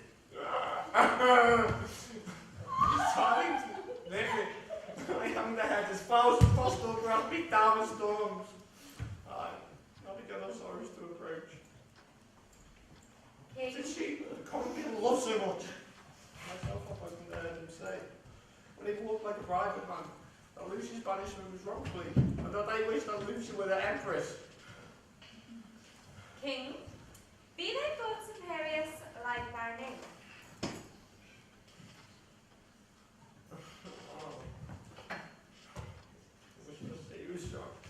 Citizens take the Lucia, and will revolt for me to succour her. King, be thy thoughts imperious like thy name. Is the sun dimmed that gnats do fly in it? The eagle suffers little birds to sing, and is not careful what they mean thereby. Knowing, under the shadow of his wings he can, at pleasure, stint their melody. Even so mayst thou be my friend, and cheer thy spirits.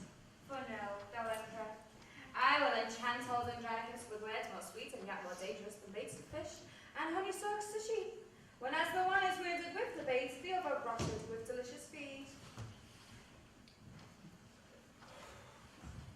Will you not entreat his daughter for us? If some more entreat him, then he will.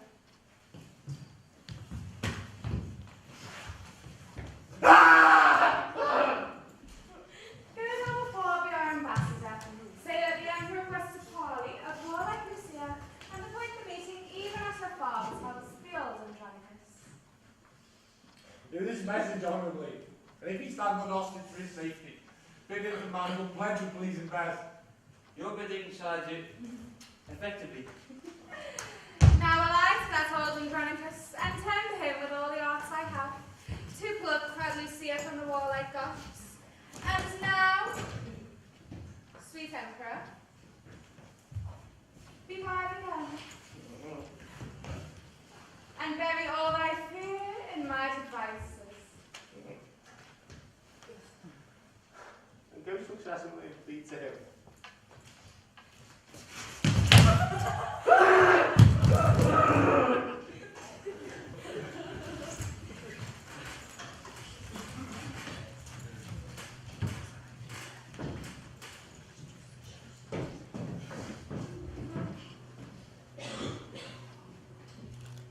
Approved warriors, and my faithful friends, I have received letters from great Rome, which signify what hate they bear to emperor, and how desirous now asides they are. Therefore, great lords, be as your title witness imperious and impatient in your wrongs. And wherein Rome hath done me any scar, let's make him tremble satisfied.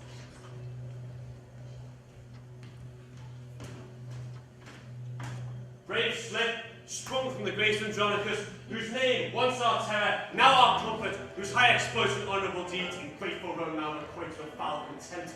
Be bold on us, we'll follow where thou leads us, like stinging bees in hot summer's day, led by their master to a flowered field, and be avenged on cursed tomorrow. I only thank you, and I thank you all. Well, who comes? Now, Lucia, from your troops, I straight to gaze upon a ruined monastery, and as I earnestly fixed mine eye upon the wasted building, suddenly I heard a child cry underneath the wall. As I made unto the noise, but soon I heard the crying babe, controlled with this discourse: Peace, tawny slave, half me, half thy down.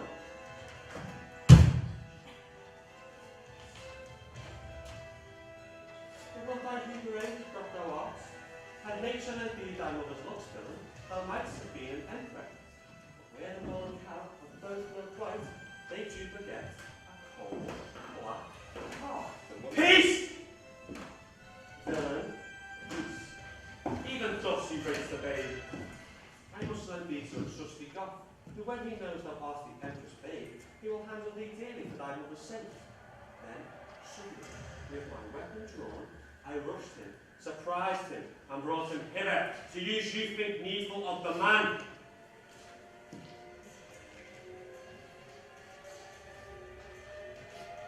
Oh, worthy gods, this I robbed good Andronicus of his hand. This is the tale that pleased our empress's eye, and this is the base fruit of his burning lust. Say, more like slave, was thou hast called me thy groaning image of fiend-like face? Why doesn't he speak? What? Death? Not a word. The halted soldiers hang him on the street, and by his side his fruit of bastardy. Touch not the boy, he is a boy of blood. To like the sight forever being good. Fair time the child, they must see its brow. Sanctify the soul.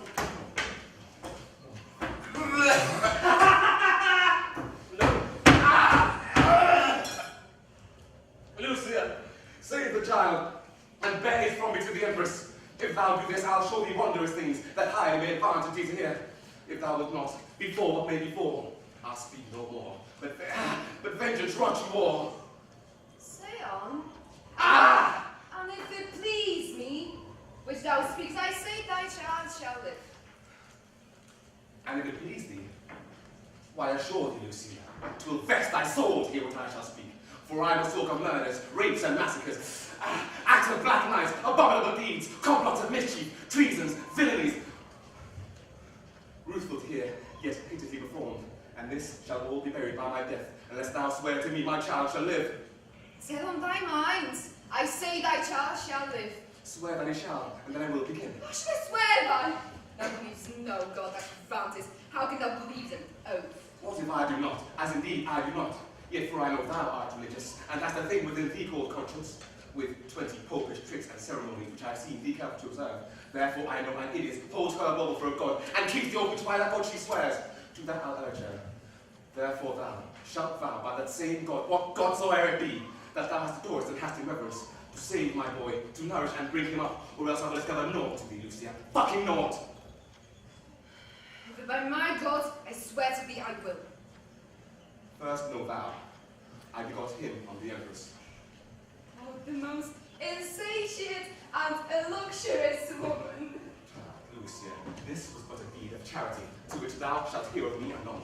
'Twas her 2 daughters that murdered Bassianus. They cut thy sister's son, and ravished her, and cut her hands, and trimmed her as thou sawest. What callest thou that trimming? Why, she was washed, and cut, and trimmed, and 'twas trimmed sport for them that had doing of it. Beastly, barbarous villains like thyself. Indeed, I was their tutor to instruct them. That cunning spirit had they from their mother, as sure a card has ever one that said. That bloody mind, I think, they learned of me. A truer dog's ever fought at head. Well, let my deeds be witness of my worth. 'Twas I that trained thy sister to the guile of the hole, with a dead corpse of Bassianus laid. And 'twas I that brought the letter that thy father found, and hid the gold within the letter mentioned confederate with the queen and her 2 daughters. And what not done, that thou hast caused to rue, wherein I had no stroke of mischief in it. 'Twas I that played the chief of my father's hand. For when I had it, drew myself apart, and almost broke my heart with extreme laughter, when for his hand he had 3 daughters' heads, beheld his tears, and laughed so heartily that both mine eyes were raining like to his. And when I told the Empress of this sport, she swooned almost at my pleasing tale, and for my tidings gave me 20 kisses. Canst thou say this and never blush? Aye, like a black dog, as the saying is. Art thou not sorry for this heinous deeds? Sorry? Aye, sorry. Sorry that I had not done 1,000 more. Even now I curse the day, and yet I think few come within the compass of my curse, wherein I did not so notorious ill as kill a man, or devise his death. Ravish a maid, or plot the way to do it. Accuse some innocent and forswear myself. Set deadly enmity between 2 friends. Make poor men's cattle break their necks. Set fire on barns and haystacks in the night, and bid the owners quench them with their tears. Fuck it. Off! I have digged up dead men from their graves, set them upright to their dear friends' doors, even when their sorrows almost were forgot, and on their skins, as on the barks of trees, have I with my knife carved it in Roman letters, let not your sorrow die, though I am dead. Tart, Lucia, I have done 1,000 dreadful things, as willingly as one would kill a fucking fly, and nothing grieves me more heartily indeed, but that I cannot do 10,000 more. Bring down the devil. I might not die as sweet as hanging presently. If there be devils, if there be fucking devils, would I were a devil, to live and burn in everlasting fire, so I might have your company in hell, but to torment you with my bitter tongue. Stop it, mouth! The lady speak no more!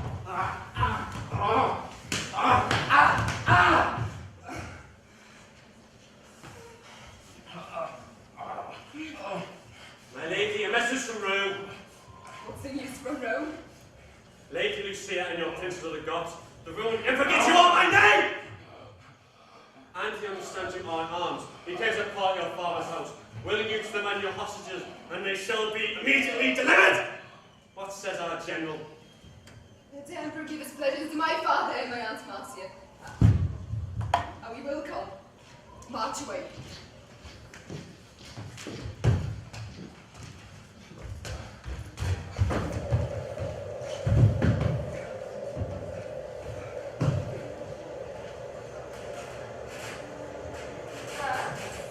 In this strange and sudden element, I will encounter Andronicus and say, I am revenge, sent from below to join with him and right his heinous wrongs.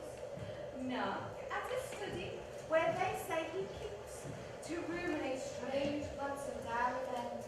Tell him revenge has come to join with him, and wear confusion on his enemies.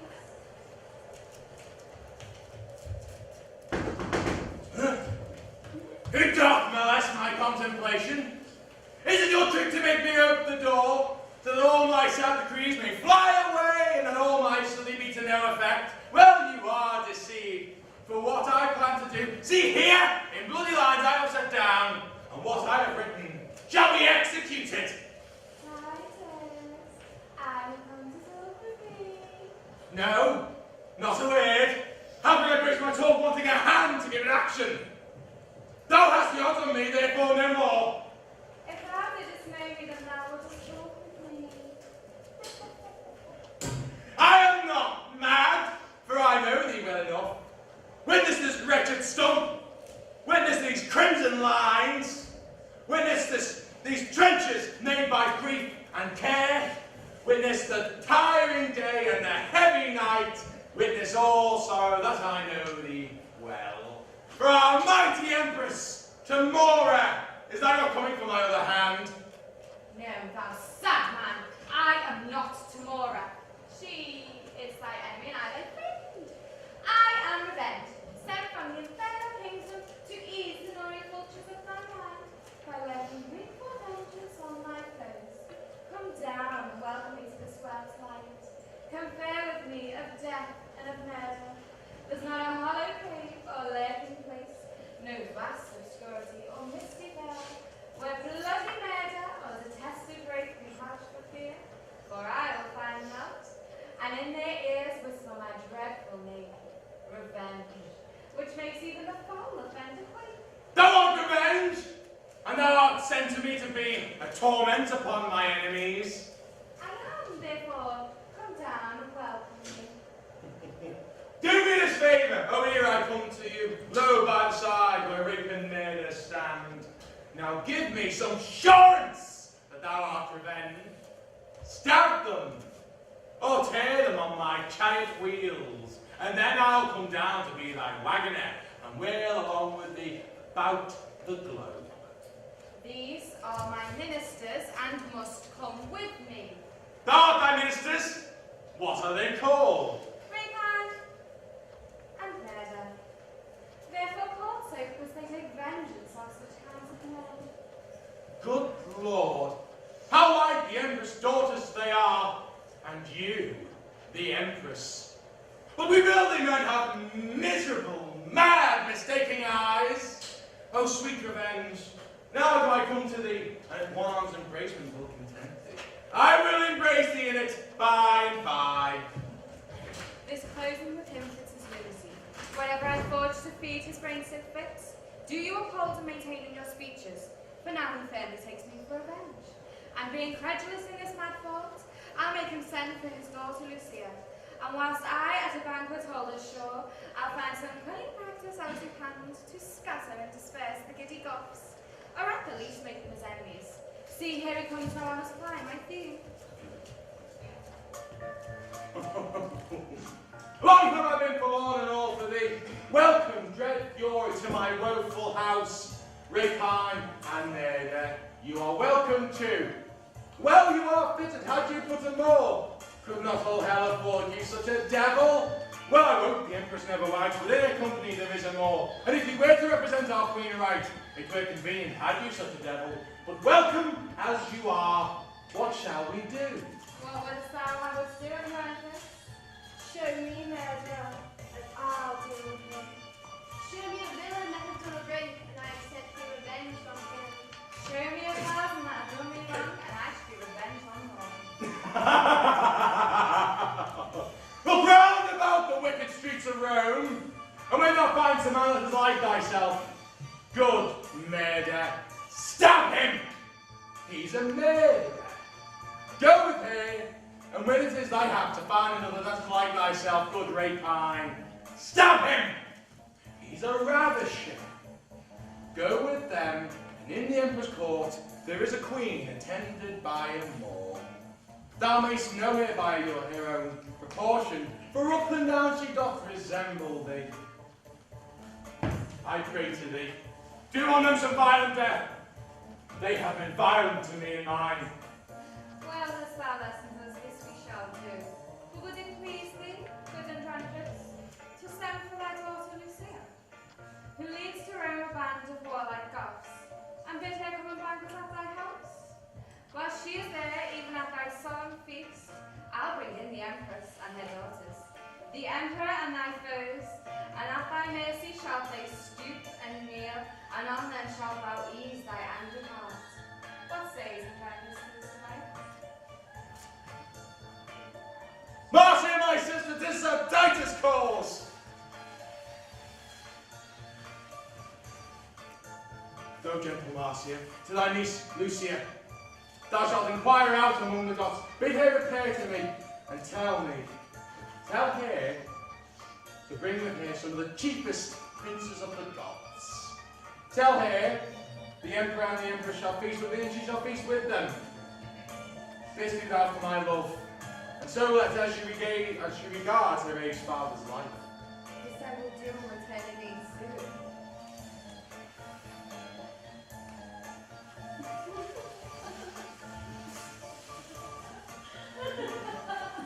Now shall I hence and take my ministers along with me? Nay, nay! Let rape and murder stay with me, or else I'll call my sister back again and plead to their revenge for Lucia. What say you, girls? Will you ride with him? Whilst I go tell my lord the emperor how I have governed our determined jest? Yield to his humour, smooth and speaking fair, and tarry with him till I return again. I know them all, though they suppose me mad and will reach them in their own devices. A pair of cursed hellhounds and their dam. Madam, depart a pleasure, leave us here. Farewell, Andronicus. Revenge now goes to lay upon her to betray thy foes.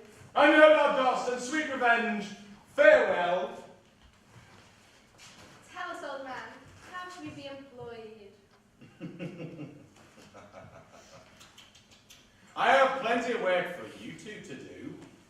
Marcia, come hither. Know you these two?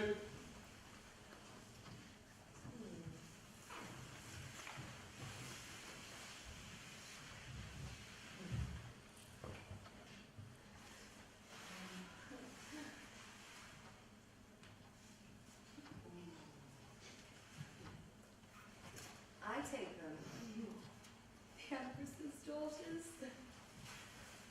Chiron and Demetrius. Fine, Marcia, fine. Thou art too much deceived. Come hither. This one is murder, and rape is the other's name, and therefore bind them. Villains for men! We're the Emperor's daughters! Yeah, well, we did better the argument. Stop their mouths, let them not speak a word.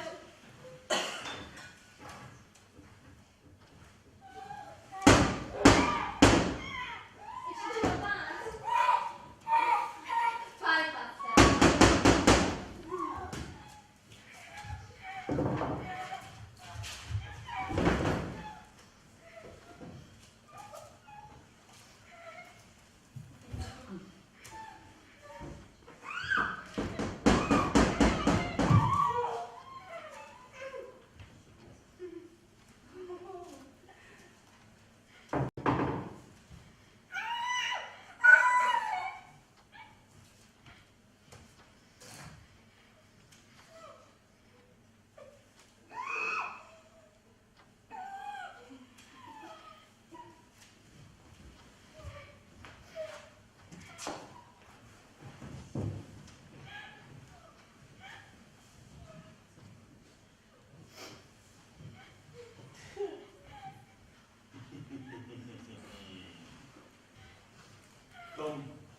Come, Lavinia. Look, thy foes are bound.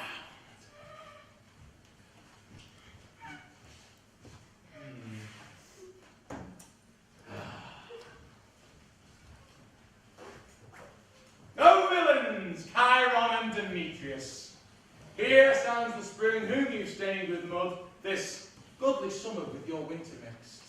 You killed her husband, and for that vile fault, 2 of her sisters were condemned to death. My hand cut off and made a merry jest.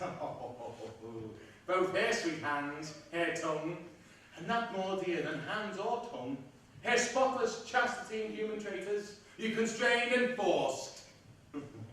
What would you say if I should let you speak? Villains, for shame you could not beg for grace. Hark, wretches, this one hand is left to cut your throats. Must that be between her stumps to hold the basin that receives your guilty blood? Yes. You know your mother means a feast with me, and calls herself revenge and thinks me mad. Hark, villains! I will grind your bones to dust, and with your blood in it, I will make a paste, and on the page a coffin I will rear, and bid that strumpet jaw and hallowed down, like to the earth swallow her own increase. This is the feast I have invited her to, and this the banquet she shall sup it on. For worse than Philomel, you use my daughter, and worse than prone I will be revenged. Now prepare your throats. Lavinia, come.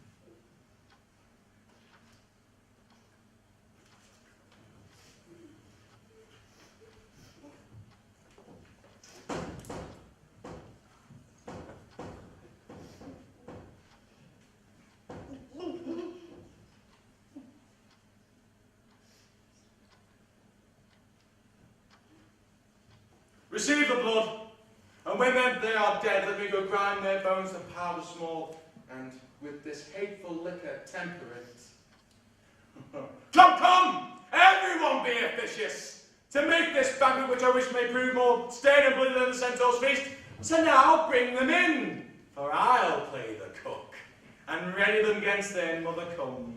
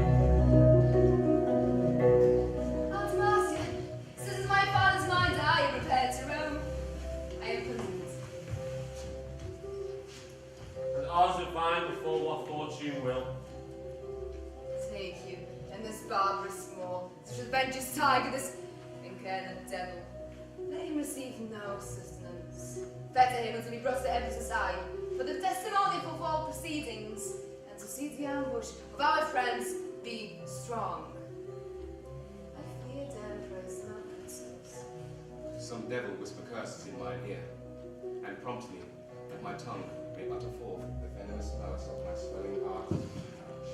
Away, inhuman dog, shall enslave.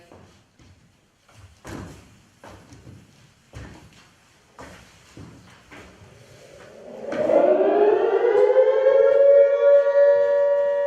trumpet showed the emperors in hand.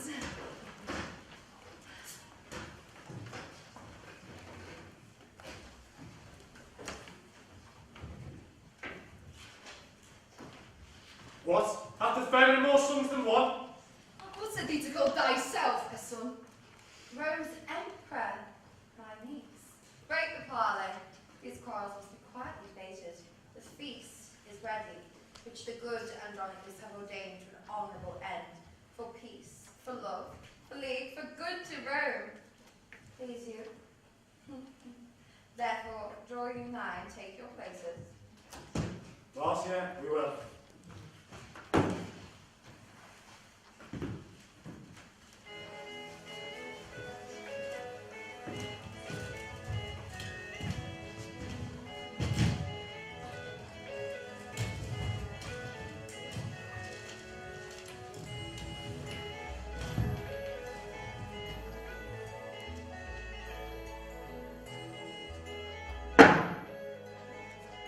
Welcome, my gracious lord.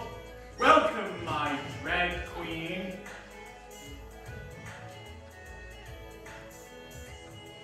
Welcome, ye warlike Goths. Welcome, Lucia, and welcome all. Although the cheer be poor, please, you eat a bit.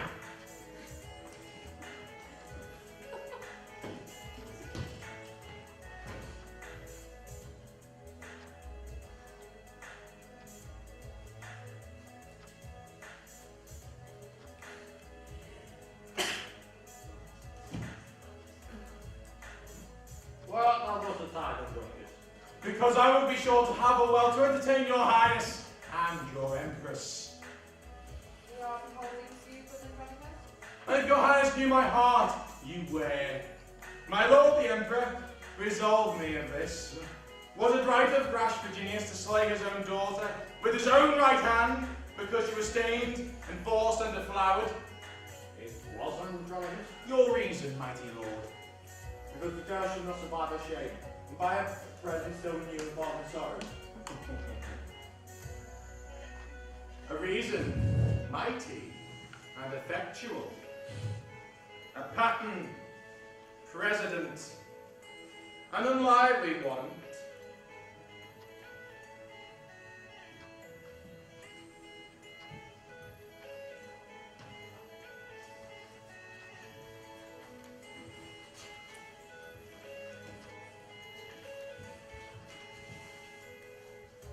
This most wretched for me to perform the like. Die, Lavinia. And thy shame with thee, and with thy shame, thy father's sorrow die. What hast thou done? Natural unkind! Killed her, for whom my tears have made me blind. I'm more woeful than Virginius was, and have 1,000 times more cause to do this outrage. And now it is done. What? Was she ravished? Tell who did the deed. Will it please you eat? Will it please your highness feed? Why was thou saying that of your daughter? Oh, not I. 'Twas Chiron and Demetrius. It was they who ravished her and tore out her tongue. And it was they that did her all this wrong. Effect them hither presently. Why? Here they are! Baked in this pie, with off their mother hath daintily fed, even the flesh to see her, she herself hath bread.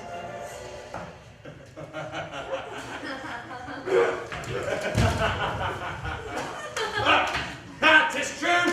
Tis true! Witness my knife sharp point!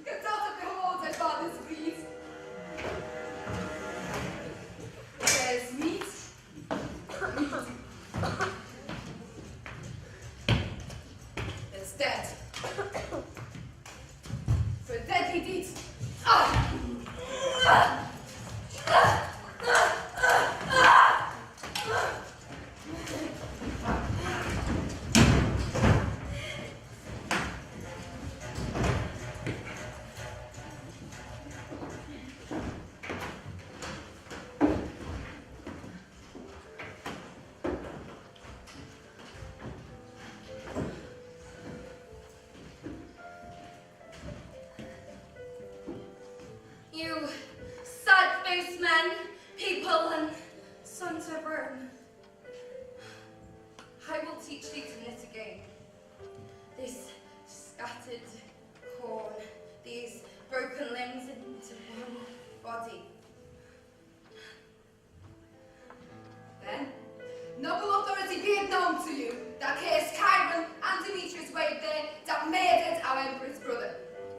They were that ravished our sister for the fellow faults. Our brothers were beheaded. Our father's sea is despised and based because of a true hand which fought Romans pull out and sent her enemies into the grave. Speak, Romans. If you say we shall, lo, hand in hand, Lucius and I will fall. Come hither, boy. Learn of us how to melt in showers. Once I loved you well. Many a time he danced on his knee, sung thee asleep, his loving breast I pillow. Bid him farewell, commit him to the grave. Do him that kindness, and take leave of him. Grandsire. For all my heart, I wish I was dead so you did live again. I cannot speak for my tears will choke. You sad Andronici, have done these woes. Give sentence on this execrable wretch who hath been breed of these dire events. Set him breast deep in it and famish him. Then let him stand and rave and cry for food. And if anyone release or pity him for this offense, he dies. This is our doom. Some stay to see him fast in the need. Oh, why should wrath be mute and fury dumb? I am no baby. I, that with base prayers I should repent all the evils I have done. 10,000 worse than ever yet I did would I perform if I might have my will. If one good deed in all my life I ever did, then I do repent it from my very soul. Some loving friends come with their hands and give him burial in his father's grave. My father and the